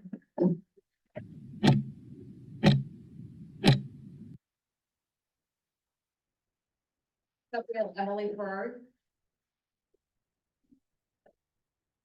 Hello, good evening. My name is Emily Ferrari, and I have two kids in the school district, a 12th grader who was here earlier, Izzy, and with the drama program, and a junior, Sienna. So I'm here in support of open enrollment also, along with everybody else, and all these stories have been fabulous. So my daughter Izzy and I have been members of the drama, or she's been a member of the drama club, and I've been in support of it on the drama board for the last 4 years. And although Izzy is a senior and is going to be going off to college soon, I know that the skills and the knowledge and the confidence that she's gained from the drama program will lead her, take her with her into the future and will lead her into great success.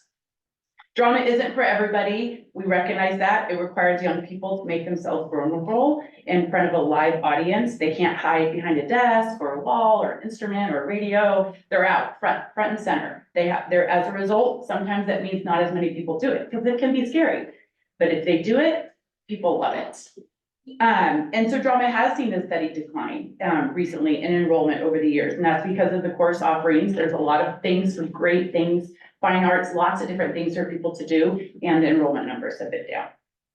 But drama is a safe place for so many students, grades 9 through 12, and it's been a safe place for my daughter. It's a place for creativity, for performance. It's also a place for students from a number of marginalized groups, and the building can be seen and feel safe. The drama class has been award-winning, as you guys saw, they were here today, over the last 13 years, receiving awards, accolades from the Fifth Avenue Theater, the Seattle Rep Theater, the Washington State Thespians, the International Thespians, the English-Speaking Union Shakespeare Competition, and so on. We're strong. Open enrollment would make us even stronger. Each year, Daniela and Katie, the drama teacher and the drama tech teacher, pray that they are going to have the numbers to fill their classes. The kids pray that they're going to be able to take these classes again.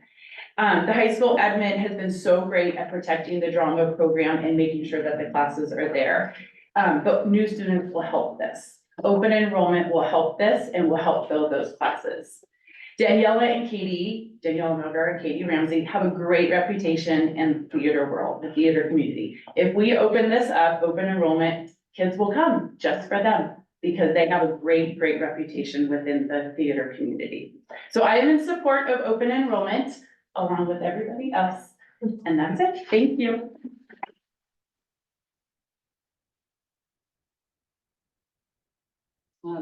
Just want to make sure we didn't miss anyone. And did Kirsten, your check? Let's just do a final check.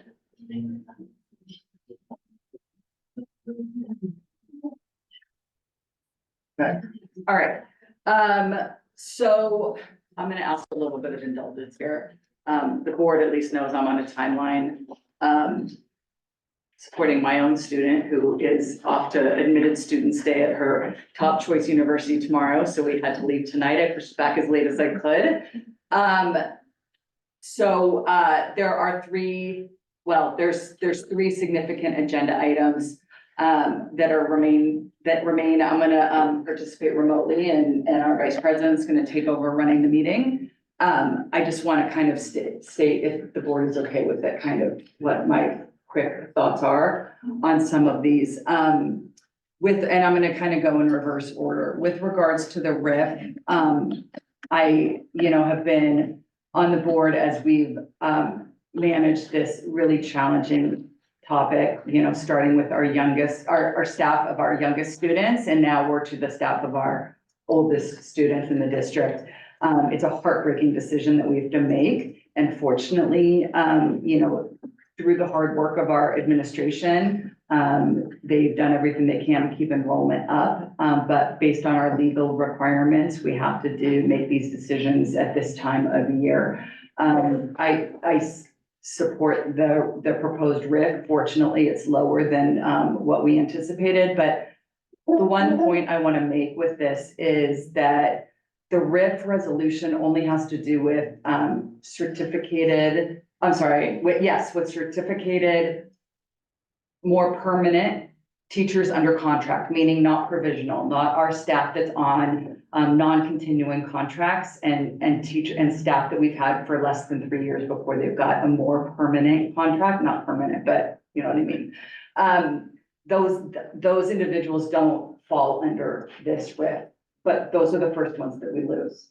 So, I urge the board to not make this decision lightly and with the very clear understanding that I believe the district is making the right choices in terms of making sure that we're aligning our staff numbers to our student numbers. And it's heartbreaking every year to see young, energetic, fantastically accomplished teachers lose their spots here because our enrollment is declining. I appreciate everything that Dr. Rundle's doing in terms of attracting and obtaining our student body. What time is it?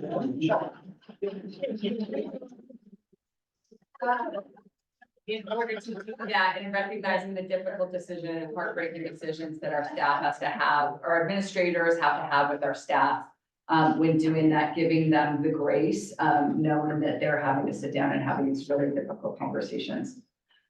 With regards to the staff part of the open enrollment, I don't have a strong position on the bands that we've looked at and the proposals that our staff has made coming back from our meeting two weeks ago. I could be persuaded on whatever, the majority thinks are what makes the most sense. The 4, 5, 7, 8, and 11, 12 makes sense to me. The important thing for me is equity, that we're treating our resident, our staff, and if we do open enrollment, our open enrollment students equally, and at a minimum that our resident and staff students are considered first.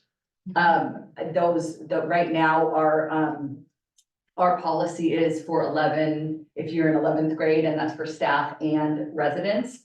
If you leave the district or have to move away, it should be consistent across those groups, in my opinion.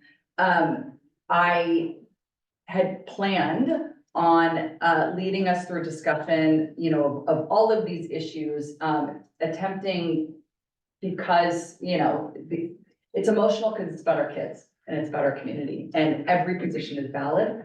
I was really hoping we could go through, and still hope that you will all go through the pros and cons of what you believe the positions are, and hearing from each person, because there are pros and cons to all of it.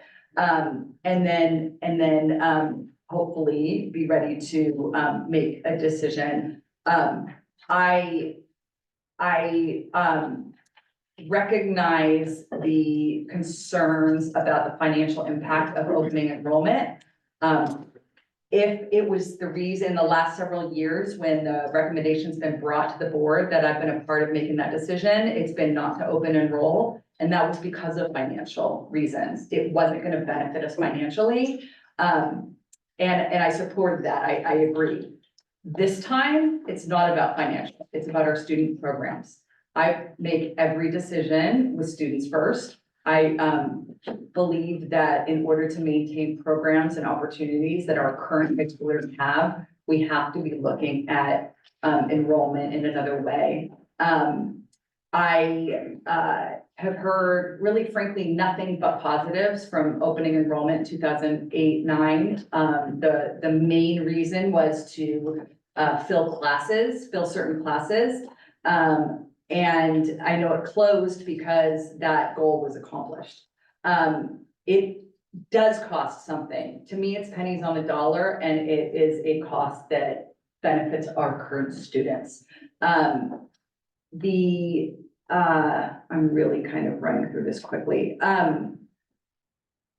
What really pushes me over the edge of supporting the open enrollment is all of them, frankly, but the 8 through 12 is, to me, it's very low risk. Number one, it's a year-to-year decision. We can do it this year. I think I know we're already late to the party because Bellevue's been open since January because of our close proximity and I think similar communities. I think that's a draw that we would have, is an overlap. I don't see this huge rush to enroll on the island. I think students I just don't see this huge rush. But if there is, I think there's safeguards in place. And like I said, it's a 1-year decision. Worst case scenario, if we do get a student or students that have a tremendous impact, whether it be financial or otherwise, it's a short-term commitment, making it a very low risk. I also frankly don't really believe that. I think we have safeguards in place that will make sure that we don't have a huge financial impact on students. And I think that it will only benefit. People will come here because they want to be here and be part of the community. I don't see it as a negative at all. Thank you for indulging my thoughts. I'm going to be listening. I might, if I can, put my hand up, but I don't know. I'm going to try and kind of stay out of it because thank you for the time and look forward to seeing what you have to say. If you can and want to text me with decisions, if you think it's appropriate, since I'm not going to be part of the discussion, you guys can talk about it and see if you want to text me. Listening to? I'm going to be listening as much as I can. My flight's at 9 o'clock. Are you planning on voting if you can? If I am listening to, I will not, I will abstain and then I support whatever decision you make. If you want to wait on a vote or take the vote today, obviously I defer to the board who is present.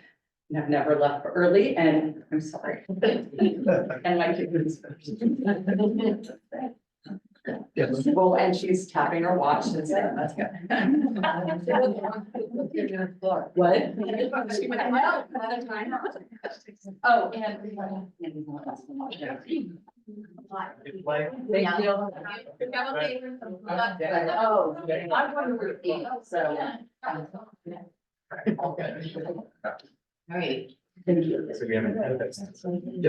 Yeah. A what? Attendance. All right. I'm gonna, thank you. Do you have a? Yes. Let's just, I'll do in announcements, so. Okay, then, let's move on to understanding that, we'll defer the superintendent report to announcements. Go on to item 6 D and the proposal with respect to extending essentially the definition of residency for enrollment for staff. Great. So following up on our discussion at the last meeting, we, leaned into your conversations, and then Director Battersby and I went back and kind of crafted several different options for you. If we pull up the first one, there, Andrews, on the list under 6D, just want to point you to kind of a change in the way that the introduction was set up. What we did instead of for kind of the opening is just anchor it in what the RCW is, and that any student who resides outside the school district may apply to attend the school district. All applications for non-resident attendance will be considered on an equal basis, and then clarifying that there are many terms that people use that all mean open enrollment and choice transfer. that opening statement's important because there was a claim that was taken all the way to OSPI in around 2013.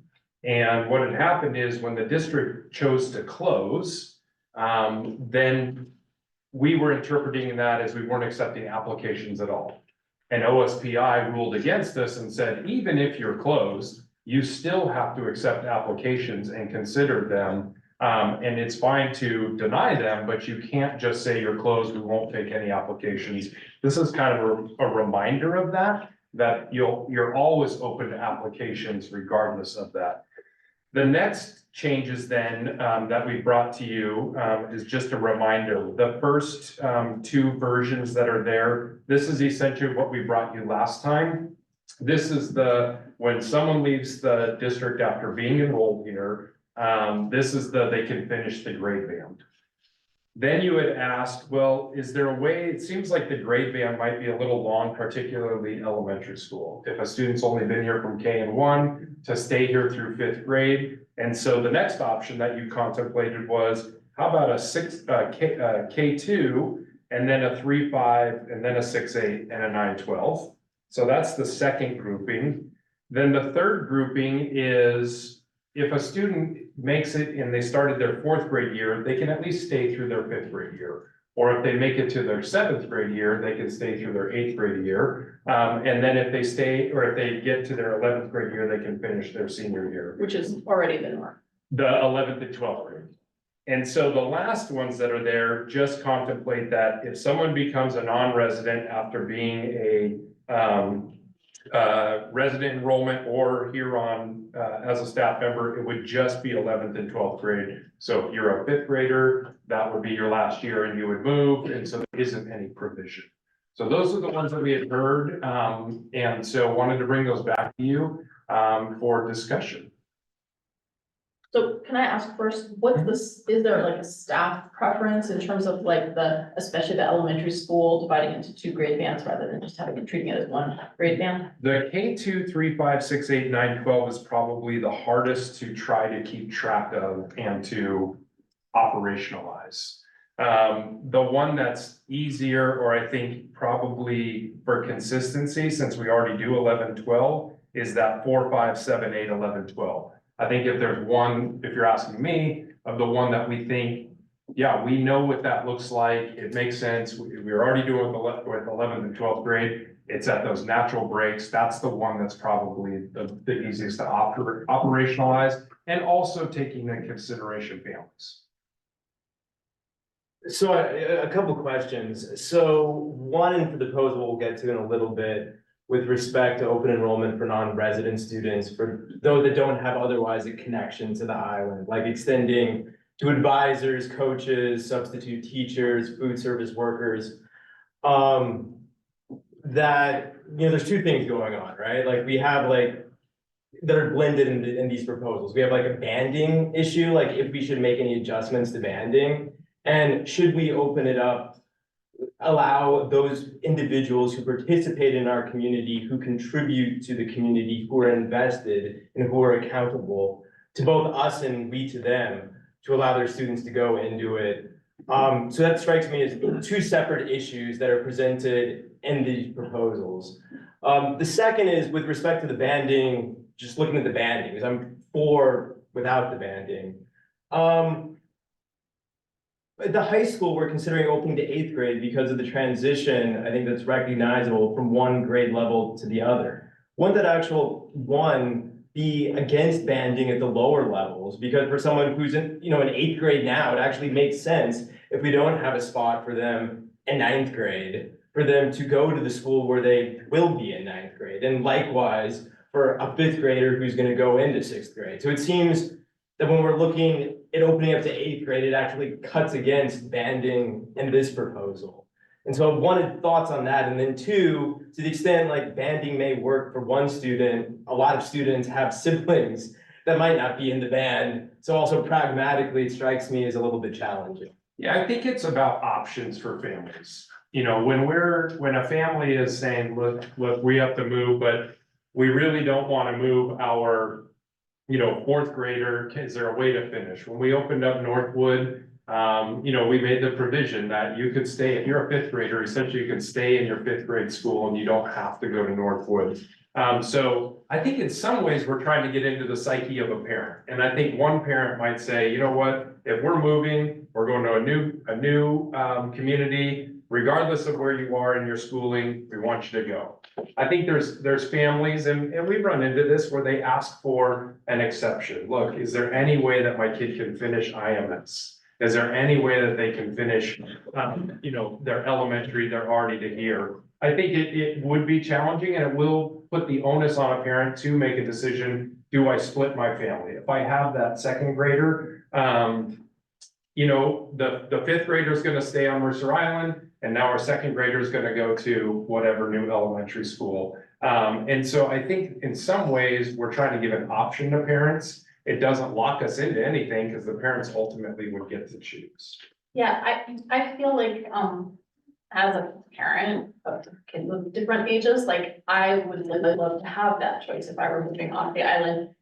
9 times out of 10, probably the parent won't take advantage of that option, like, but it's nice to just give our families more choices, or families where they're already in the district, like, we know them, they know us, like, it's nice to have that option. And for the comment earlier of the realtor talking about how many people want to move onto Mercer Island and there's just not availability, like some of those families end up moving off the island so that they can buy, for example, if they've been renting, right? And so for them, with their unique kids and their unique situation, they might want to keep one kid here for an extra year, a kid who's had a hard time adjusting to, middle school or whatever, and is now doing great, they might want to finish there. So like, why not give them the choice? Like, from my point of view is that there's more, that's more kids, one more kid in schools here for 1 more year, or maybe 2 more years, like, that's a positive benefit when we're looking at lower enrollment. And it's, as you say, these are people that actually have a connection already to Mercer Island, to our schools. So, but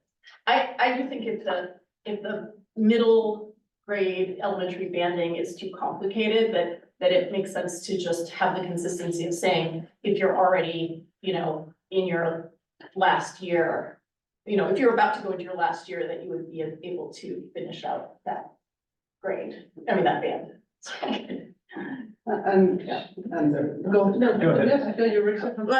build on what Maggie Ty was saying about the banding, also, like, I'm just reminding myself that this is a decision that we make every year. So if we want to keep it consistent with how it is currently for our students, currently the case where if you're 11th grade, you finish 12th. And then maybe revisit, as we're revisiting our open enrollment in general, do we want to go to the banding thing to make it, now that we have open enrollment under our legs, do we feel like we can add a degree of difficulty maybe by opening to banding?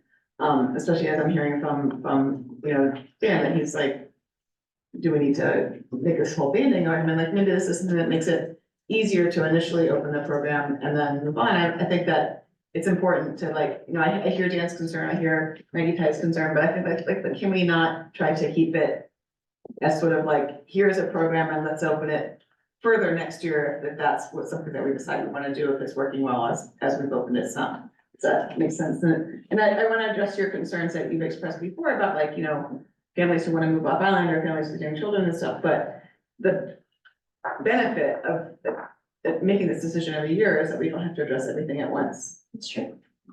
I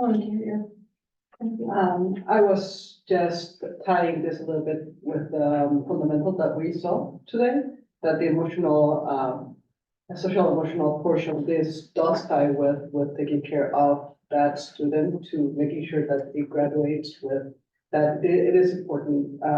And I understand that the operational portion, although I was the one who proposed the K2 rather than elementary, makes a lot more sense. I am not the one who makes operations. So, but I do see kind of the impact on the emotional portion of the student, knowing if there's a choice that they can graduate with their peers, even if it's elementary, it's a very, or middle school. So, yes. I get to that. Ava had something to say. Yeah, so when we were having discussions with a lot of the students at the high school, one big thing that stood out was like, oh, if we do open enrollment, like allowing kids to like finish out their high school careers, like one of the big priorities of students. And like the concern with like 11th through 12th guarantee is like, oh, if you're a 10th grader, you finish your 10th grade year, now like you have to move into another school district as like a junior, right? And like start in a whole new community. So that could be a slight issue, at least in the high school. I think the high school too, it's a little different than like other grade bands, just because when you join programs, a lot of times you're joining programs like freshman and sophomore year. And it takes years to get to the point where you can get a leadership position, or you can do certain things, or you have prerequisites, et cetera, for classes that you want to take. So it feels really difficult to like let these kids like have the prerequisites and like get settled in, and then it's so hard to like start in a brand new high school. So that's like the concern that we have. Yeah, and it might not be as big of a concern in like the elementary school or the middle school, which is like why I don't know if it's possible if we can implement like a modified version of both of these. So like a school band in the high school, and then like the 4 or 5, and then like the 7th, 8th in the middle school and elementary school. That may be a possibility too. So I think procedurally, we have a couple options. We can have discussion of all the open enrollment resolutions. Or we can do them sequentially. I think the other option is, given that this hasn't been a decision with respect to traditional open enrollment, what is listed as 6E on the agenda in 17 years. Given that a board member is absent, we could postpone if there was a motion and a second to vote on either one or both of the open enrollment proposals. I will put out a motion that I do not believe, my motion is that we should not take a vote on 6D or E on either of open enrollment, given that a director is absent. And this is not a decision that we've undertaken in 17 years. And I think each director should vote on the issues, but I think that we should have discussion today, and then we will be in a position to vote when everyone is able to on the 18th. But do I have a second? I'm not seconding, I want to make a comment, I think that, Director Lurie is available by phone, and is she able to vote remotely? Because we do all of our meetings by Zoom, we have precedent for board members voting by Zoom. It doesn't preclude someone from voting or participating. It's up to that person. I am on Zoom as of right now. If I have to get off, I will let you know, but I've heard this entire discussion and I am happy to participate in this way as long as I can. Yeah, I'm inclined to say we should go ahead and have the discussion and vote, because just because someone's not physically present doesn't mean they can't take part. And I feel like it's helpful to make the decision sooner rather than later for the sake of the staff at the high school, where I know tensions are very high as they're kind of waiting to know if anyone's gonna be ripped, and so that they can start planning for next year's course catalog. Like, I just don't think anything's gonna change between this meeting and the next meeting, for example. Yeah. I'm also happy For if. procedure's sake, there's a motion. Is there a second? Just, let's see if there's a second first to that motion. Just from a procedural standpoint. Hearing none, and understanding that Deborah is available for the time being for voting, then let's proceed then with respect to 6D.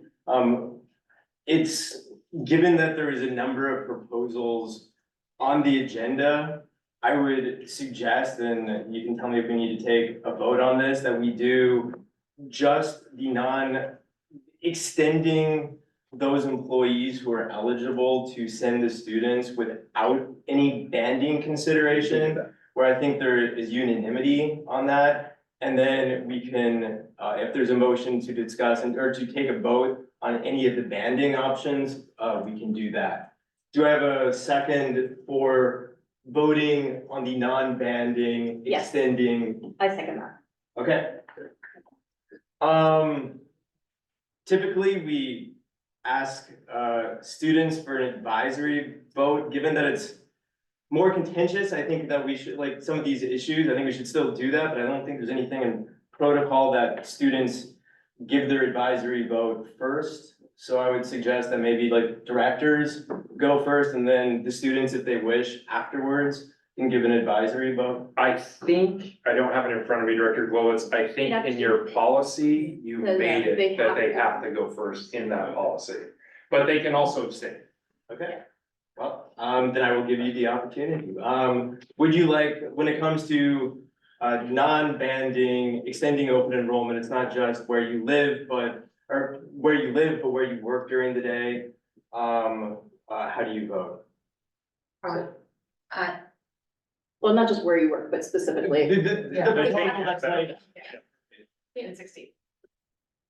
For the sake of clarity, can we just specify, or can I share that the specific expansion is for substitutes, and I believe it was those who work, is it 220 hours? 225. 225 hours, so those substitutes who work 225 hours in the preceding year and commit to working 225 hours the next year, they would be allowed to bring their students here, irrespective of whether the district is open and closed. The other expansion of sort of the categories of people who fit in that bucket, similar to city employees and current full-time, part-time district employees on letters of assignment or contracts, is the expansion to coaches, being athletic coaches and club advisors. Again, they have to have completed a year of service or a semester of service and be committed to and asked to return. So you basically, you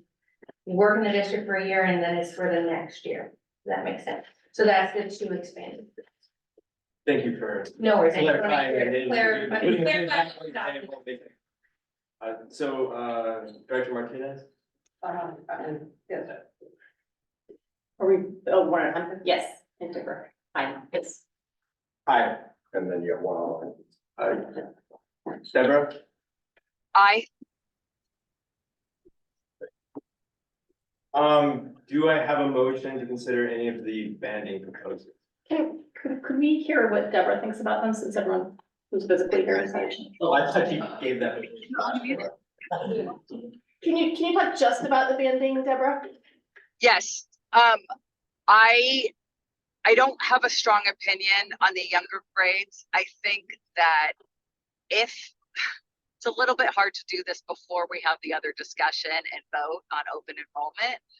I agree with the students in terms of the disruption to students in high school, and really believe it's pro-student to allow them, because of the leadership opportunities and relationships that they built with staff for college applications and all of those things.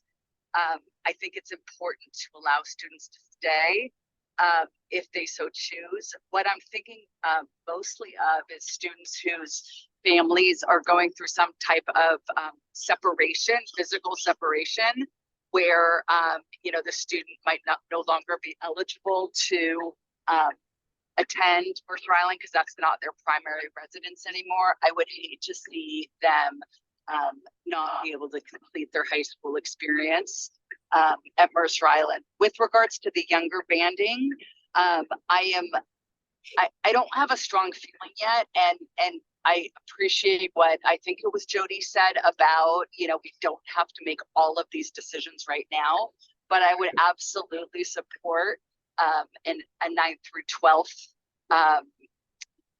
banding basically, and then the 5th and 8th I would support as well.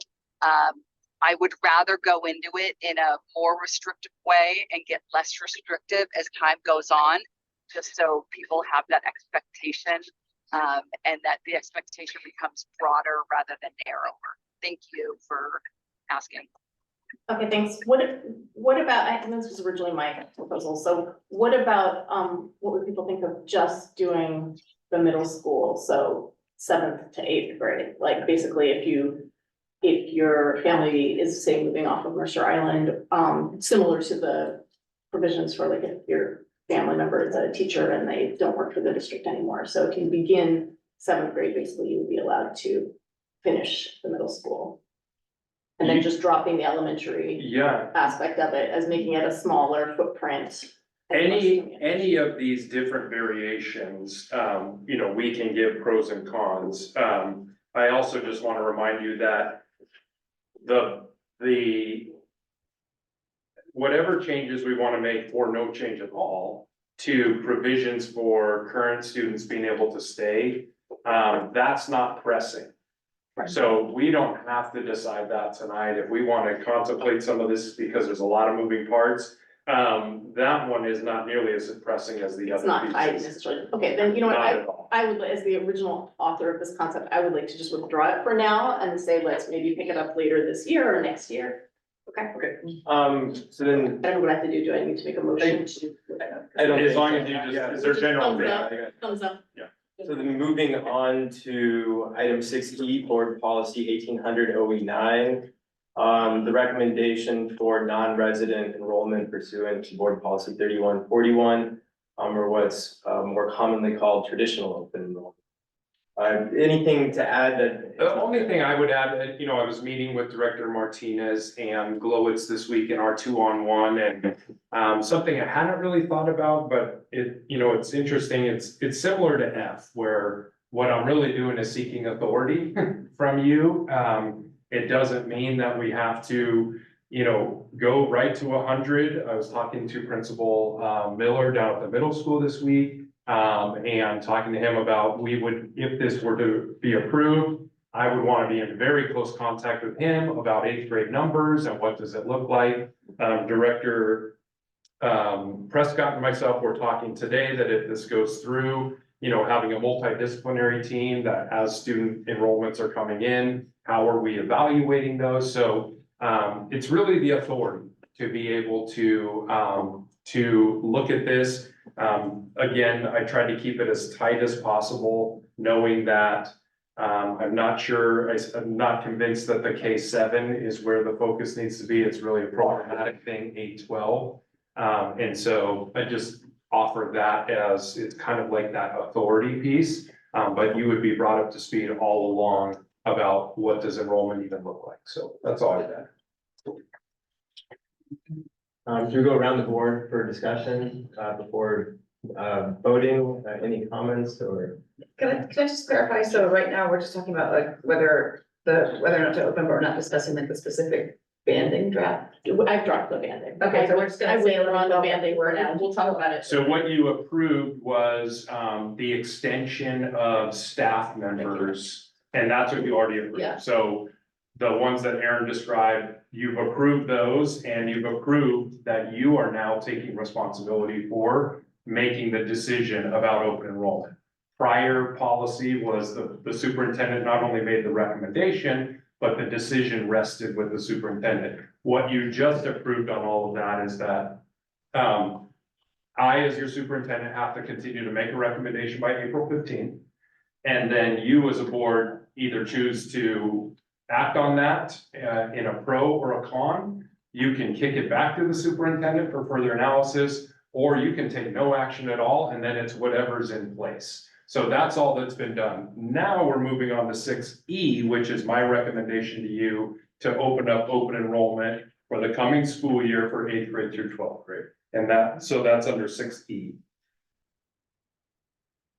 Which is written as a supplement because we didn't want to presuppose it's going to fit into the policy, so it's written as a supplement that would be folded in if you approve it, or it would dissolve if you voted it down. So, Dan, do you want a motion? And Well, I don't think we need a motion to discuss. I think there's a discussion just around the board before voting.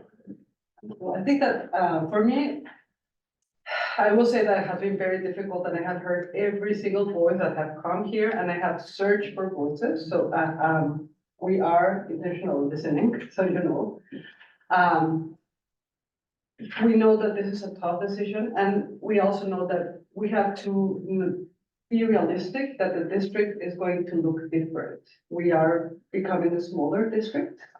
And regardless if we, like this might be, if we do not approve, it might be a very fast moving forward. If we approve, I want is, a comprehensive plan on how are we going to shape to be a smaller district. Because we are having smaller, numbers of students, and this is across the state. Like we were before COVID 13% birth rate. COVID happened 10% and we're 11. I don't think that we're gonna go again to that percentage of birth rates, in the region. So it is a reality that it's not only us, all Puget Sound, we're on the same spot. We're all declining enrollment. And we have to see how are we gonna make sure that the kids that are here will keep having the best education ever with the resources. And that also means that we will have to go to our legislators and demand a support, because it is not, it's not only us trying to figure out kind of how to attract more students. It's not about that. It's about more than that. But regardless of, I think we have to be, I want to make sure that, you know, that regardless of the decision, the accountability is an important portion of this. And I want to see how your vision, how are we going to be a smaller district? And people have to know that we are not going to be a middle-sized district anymore. I think that's an important portion of the conversation. It is not all about classes, it's not all about finances, it's not all about staff or students. It is a reality that we are different. That's who we are at this point in time. And I think that there was one of the figures that I liked, that they did at this moment in time. It was not 10 years ago, it's not 10 years after. Like right now, who we are and who are we becoming. And this is the word that we're looking for. And we're making sure that in 20 years, 30 years, we still have the best district with the decision that we make today. So, it's part of my discussion, so jump in, please. Director Gold, can I just say one thing on that? You know, I think you're highlighting what is, you know, the challenge, and then in the opening slide of the presentation that I did for the community was really anchoring it back into the OEs. And what are your expectations of me? But that's ultimately the expectation of the district, and none of them exist in isolation. And they're all moving, and it's one thing, and it wasn't easy last year and the year before of thinking about reducing librarians at the elementary.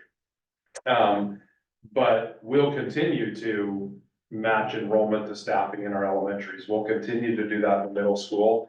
And, you know, open enrollment to me is, as I hope I articulated in the webinar, is it's one solution, but it alone isn't going to solve it either. And so I appreciate that point, that it is going to be a lot of different moving parts. And the next thing you're going to vote on tonight is a RIF resolution. And, you know, again, I hope that sends the right signal to the community that it is a multi-pronged piece, that we will have to reduce, but how do we do it in a way that softens the edges to maintain as many programs as we can, as we're thinking about returning families, as we're thinking about attracting, you know, I spoke with a family who's been, they don't live in our district, but they've been in private school all the way through, they're at St. Monica's, but their 8th grader is just dying to go to high school with their peers, and most of their peers are Mercer Islanders. So we might pick up some, but there aren't enough of those stories to solve it for the long haul. We will have to continue to think about that, think about our scheduling, how are we offering courses, but it's gonna take time. It's one thing in elementary school, every kid still gets library. We just don't need as much library time. It's another when you get into high school and then you don't have a class, because then no one gets it. So I appreciate you bringing this up. I don't wanna just like belabor points that I've made or other people have made before, but I just wanted to say that we got an email I got an email at least, that kind of said, you know, I hope you keep an open mind and consider changing your view on open enrollment. And I thought that was really interesting, because for me, I am in support of opening enrollment in this limited way. And for me, that is a change, because I've not been in favor of open enrollment in past years. Like, it's been recommended against by the superintendent in the past, but also it was presented when it was explained to me as this very like huge thing, like, well, because the last time we opened enrollment, we did it so ambitiously, we kind of, it was like, you know, 12 and, you know, younger siblings that don't even exist yet, you know, like that was a big a big bite that Mercer Island took. And so, when this was presented as this like kind of very targeted, very specific solution to one very specific problem as part of everything the district is trying to do in terms of like attract, retain, return, whatever. I was like, oh, like I'm willing to learn more about that because that's a very specific, limited solution. And we, as always, will keep looking at it every year and see how it's going and so forth. So like, I'm very comfortable with the proposal as it is. I feel like we've been provided with a ton of information and that the questions that I had about it have been answered. And so I'm in support of open enrollment. I think it's to the benefit of our high school, to the benefit of our students, to the benefit of our teachers, and I think it's to the benefit of the district as a whole. And I also think that at a certain point, like for me personally, just like I trust our superintendent and I trust our staff to kind of carry this out and execute it, you know, judiciously. And, you know, and if they don't, then that's why the board is here. Like we give feedback, we go, we didn't like that. Maybe don't do that so much next time, you know? So there's a loop, you know, so like I trust that if this is what the district is recommending, like it's a reasonable proposal. So. Jody, any comments? Yeah, I mean, just like, you know, this is obviously my first big decision to be making, like on this side of the table, rather like on just the parent side of the table. And what's really struck me is just like the amount of work that goes into these decisions, the amount of research and the amount of like really thinking things through. And I mean, I didn't, you know, suspect that our school district was making decisions on the fly, but like it's been very gratifying for me to see like the amount of like actual like fact-based research and fact-based like thinking and decision-making that goes into these things. And that I feel like our, you know, our superintendent, when he comes to us with these proposals, he has the numbers to back them up and to say, you know, this is how it's going to affect us. This is how it's going to affect our schools. And so we're not just listening to people, you know, saying emotionally, like my child loves this class and I don't want it to get cut. And we're not listening to people say like, you know, we have concerns about how our schools are gonna look, but we're really just sort of weighing all the options. And I recognize fully that this is not gonna be some sort of like panacea that's gonna take us out of, you know, the declining enrollment that's going through our region. As Christina says, like, you know, that's just a new fact of life, but I think it's one of the tools in our toolbox. And I ran for a school board with the idea that I would trust the educational experts to make the educational decisions. With my questioning and my wondering, you know, about what's best for the people that I feel like I represent, like the parents of Mercer Island, in my community. And, I feel like that's what I'm doing now and I support open enrollment. So, I strongly support the fine arts. For a large portion of the year, Seattle Center is a second home for me. I went to a liberal arts school because of the appeal of a liberal arts education where I met my wife. Because of that, it pains me that I think we've presented essentially an employment issue as an educational one and been confronted with false choices between open enrollment and cuts to curriculum. This is not, in my view, a choice between open enrollment and course curriculum. It's pursuing additional enrollment and additional enrollments in order to get additional revenue.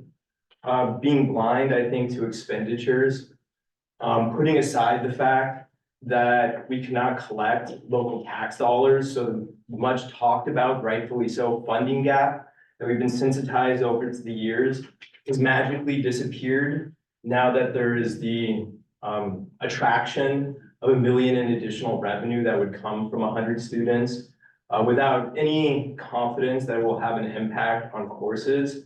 And I think it's challenging that we haven't looked at this with clear eyes, but have held to some extent the fine arts hostage to a pursuit for additional revenue. Going forward, I think we should listen to the community, be laser focused on the curriculum.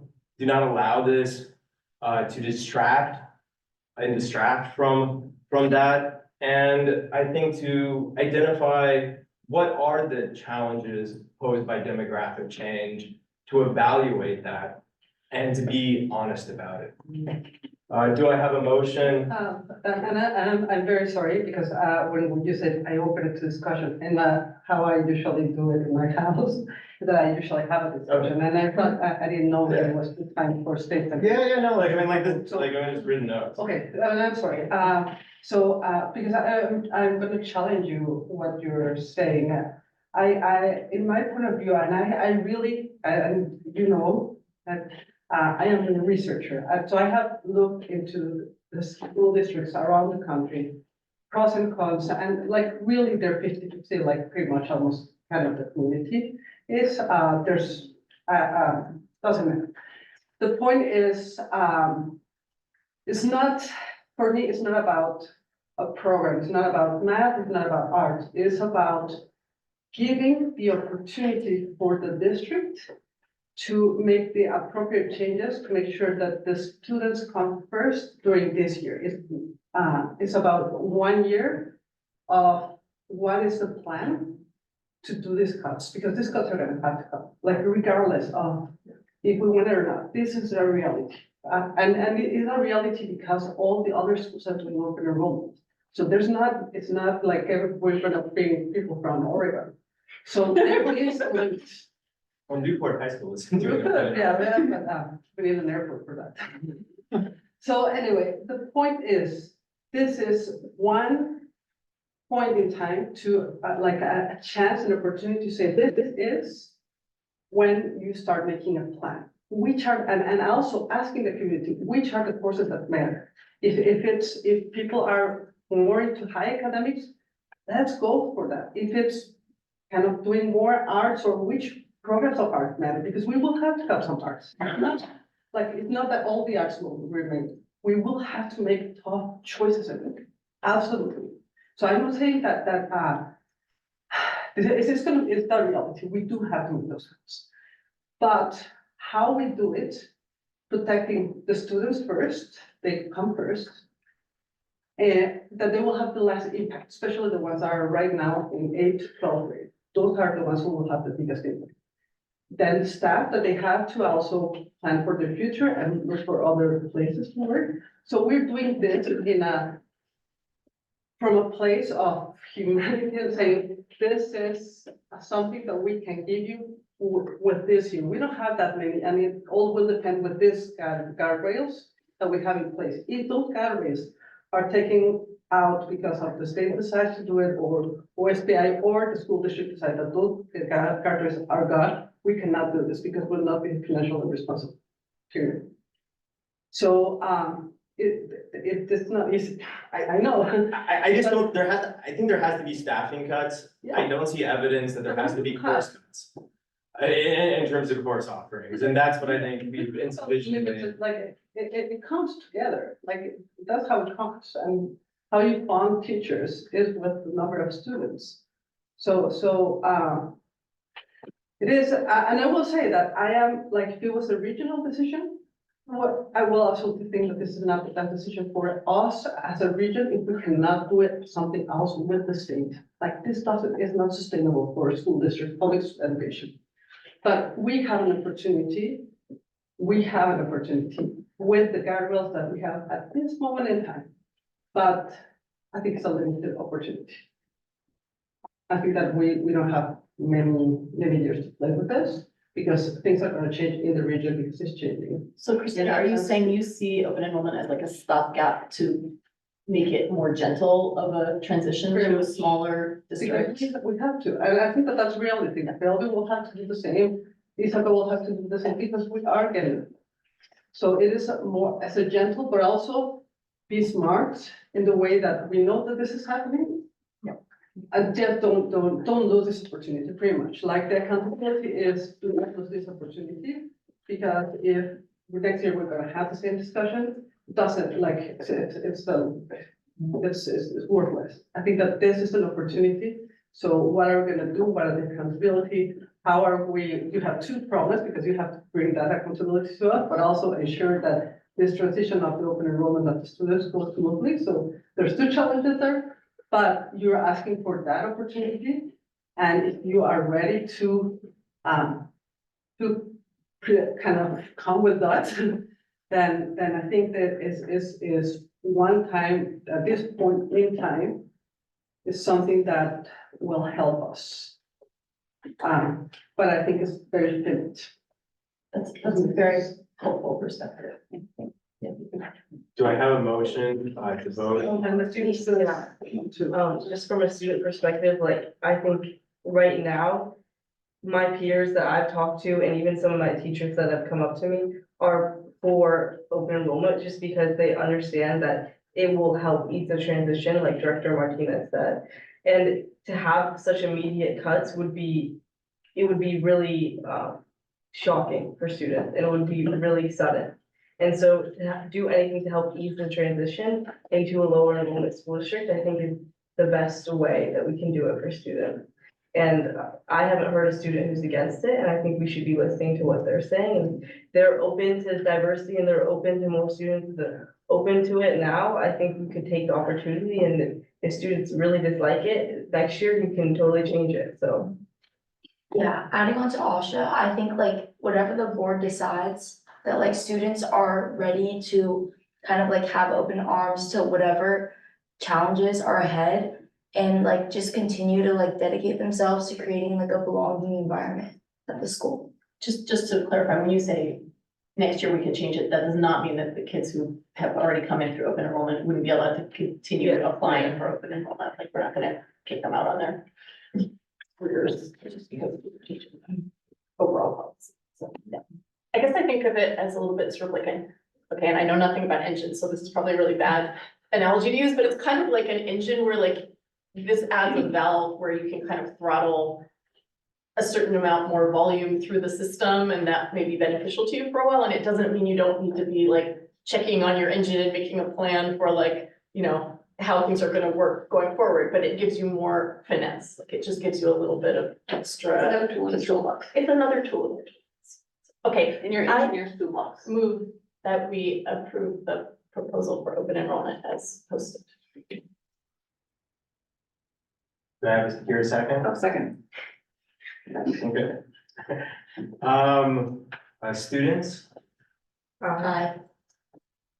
Do we do the remote first or no? Yeah, is Deborah available before? Director Larry, are you available?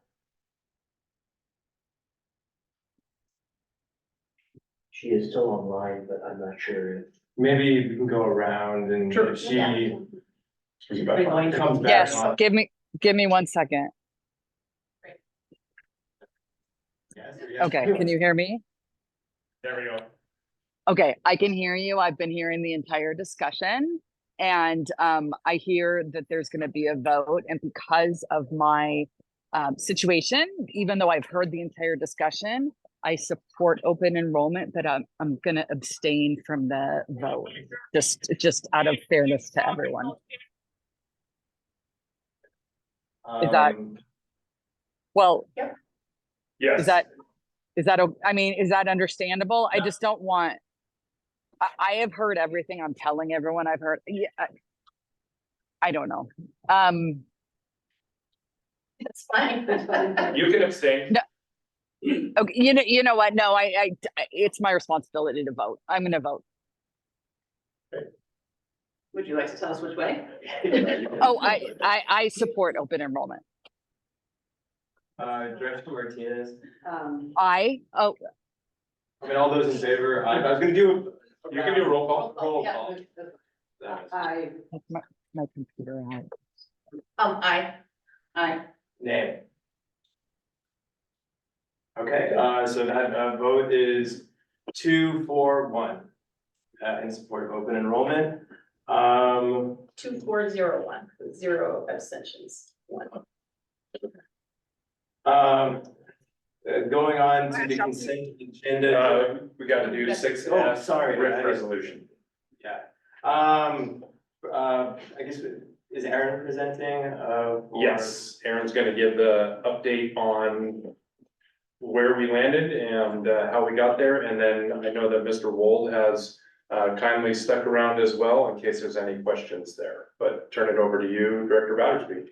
So as we discussed at the last board meeting, a lot of this is sort of backing up from the statutory notice date, which is May 15th. That's the date at which we have to notice our certificated staff members if there's gonna be adverse action with respect to employment. With this, this is an initial reading, so the board will have another reading of this on the next regular scheduled board meeting, which is the 18th. The kernel, as I shared in the last meeting, it is part of an overall reduction of 3.1 at the high school, so that's 3.1 certificated FTE that's spread amongst different groups.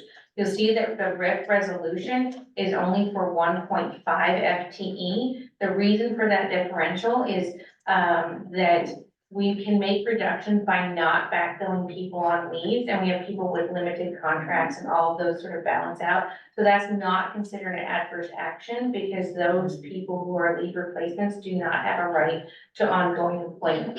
But there's 1.5 FTE reflected here, that there are teachers who have a contractual right to ongoing employment. So this is displacing people, my colleagues, who otherwise would have a right to continue to work. It is inverse seniority, so the least senior people is who will be impacted by this. It could be that ultimately the person who is impacted is not at the high school level, just the way seniority works, because it's a district-wide process and it's based on endorsements. So what you see up there are endorsement areas.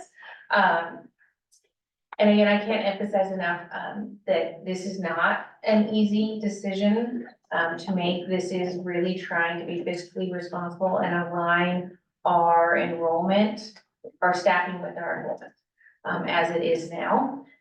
This is just RIF authority. This does not mean that we have to reduce these people if our enrollment changes, and we have given them RIF notices. We could ask these people to come back if they were still to be available. But it is a challenging decision, but it's not as challenging for us as it is for the impacted people. And I do want to emphasize that it's not a reflection on the quality of education or teaching that any of the people who will be impacted have provided our students here to date, and or a reflection on any of the departments there.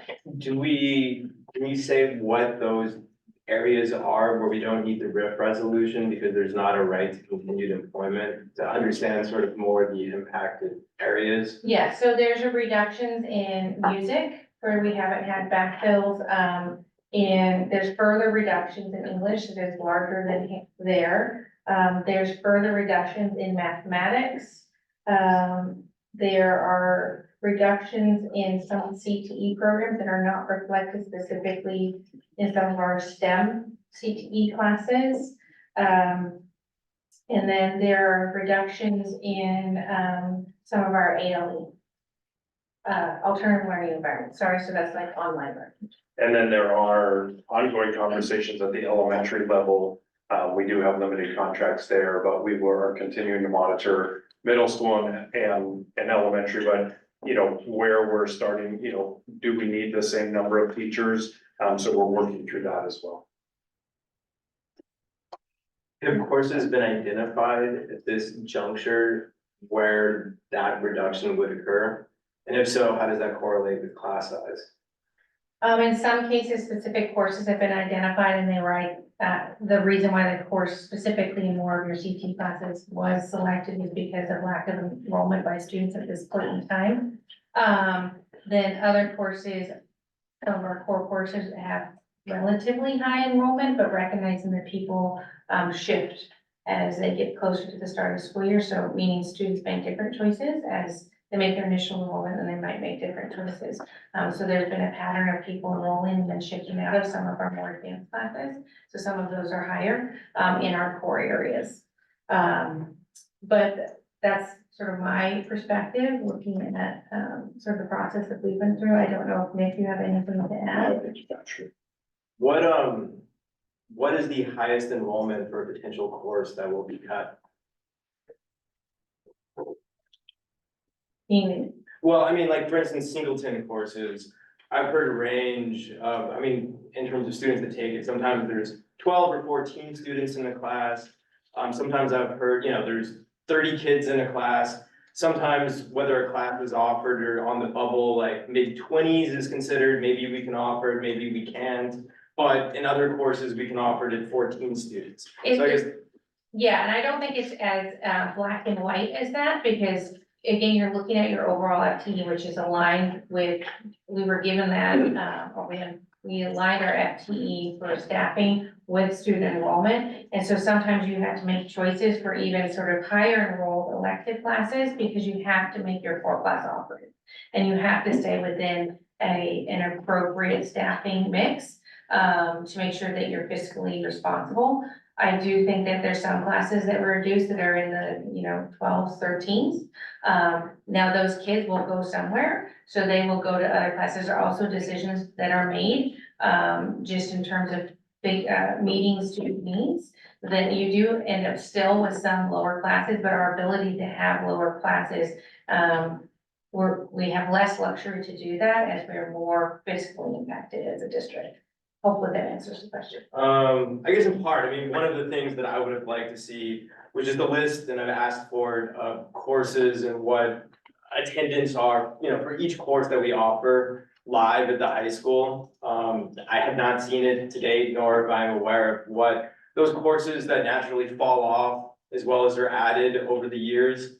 Obviously that, if that data is not available, we can't go over tonight, but I think it would have been good due diligence for the board to have looked at that before making decisions earlier, and going forward and sort of doing a holistic evaluation of why, and particularly the fine arts courses, there was a focus on, and whether that's a legitimate focus for the reason for open enrollment or not, is something that I think we have to do going forward. And you can, I think you also have a staff, and that's what you have a principal for, and that's what you have directors for and superintendents. So that is the work they're doing. They're the ones who have to look people in the face and say, we are not gonna have a position here. And there are tough decisions that have to be made. And sometimes it's a photography 1 class, I'm just using that as an example, that you might run smaller.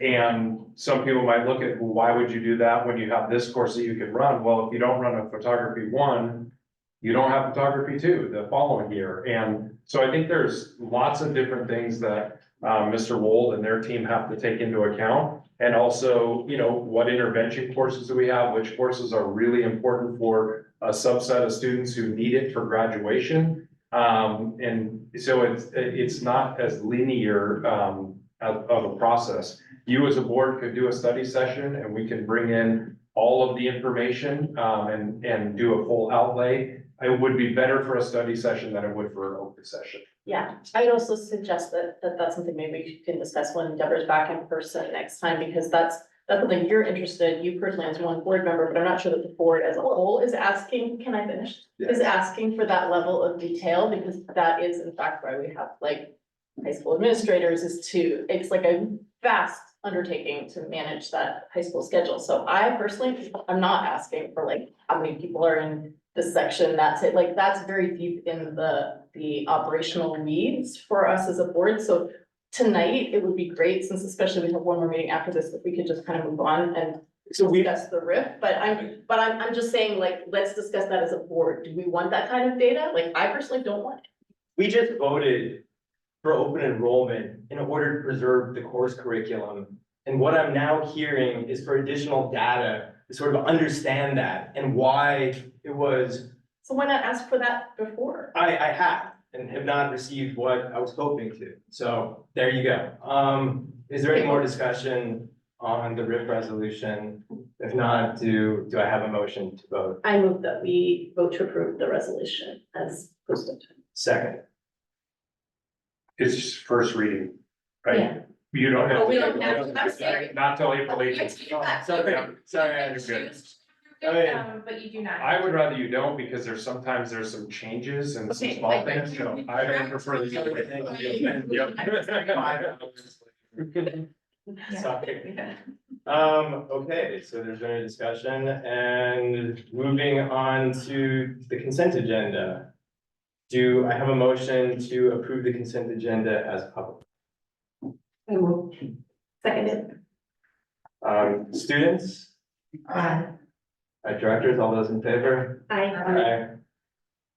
Okay, 2.1 or with Director Lurie absent unless she's able to chime in, I'm not sure. She no longer. Okay. Going on to superintendent announcements. Just a couple of announcements. One, I wanted to just pass these along. These are in draft form at this point still, but we handed these out at the superintendent teaching and learning advisory. Our learning services team is working on really trying to provide some visual updates to our community. And so, you know, even in some of your public comment sessions, there's been concerns about, you know, what is the iReady and what's the curriculum? So we won't go into it tonight, but I wanted to provide you with what we have provided to STLA, because I know sometimes you get questions as well. Another thing I won't go into as well, but you can always come in. There's been questions about, you know, iReady's all online. And so I just grabbed, what was this, 4th grade volume 2. So there's 2 of these. These are the student workbooks. And so we can do this as a study session at a different time. But this is what our learning services team is really working on. As they've listened into board meetings or we've had questions, I think we need to do a better job explaining really what it is. The other piece I would have just quickly is just my continued appreciation for you as a board, continuing to ask great questions, you know, coming prepared and ready for conversations, but also trusting us with the banks of the river and saying, these are the parameters we want you to be working in. And we'll continue as a district to work on fund balance, work on course offerings, rigor in classrooms. So lots of great work ahead of us. So I'll just end it there tonight. It's been a long one. Yeah. Jody, we're not in session, so. Yeah, I mean, it's sort of like a summative report of what happened in the last session, but I think in the interest of, you know. Kick it forward. The situation, we're gonna kick that forward. Okay. Then, anyone else have announcements, or reports to share? And quickly go I around. will only say that I attended a multicultural day at the high school, and it was always great to see students there, so, and I still, yeah, so thank you, yeah, it was. Yeah, that was my only report, yes. Okay. And no.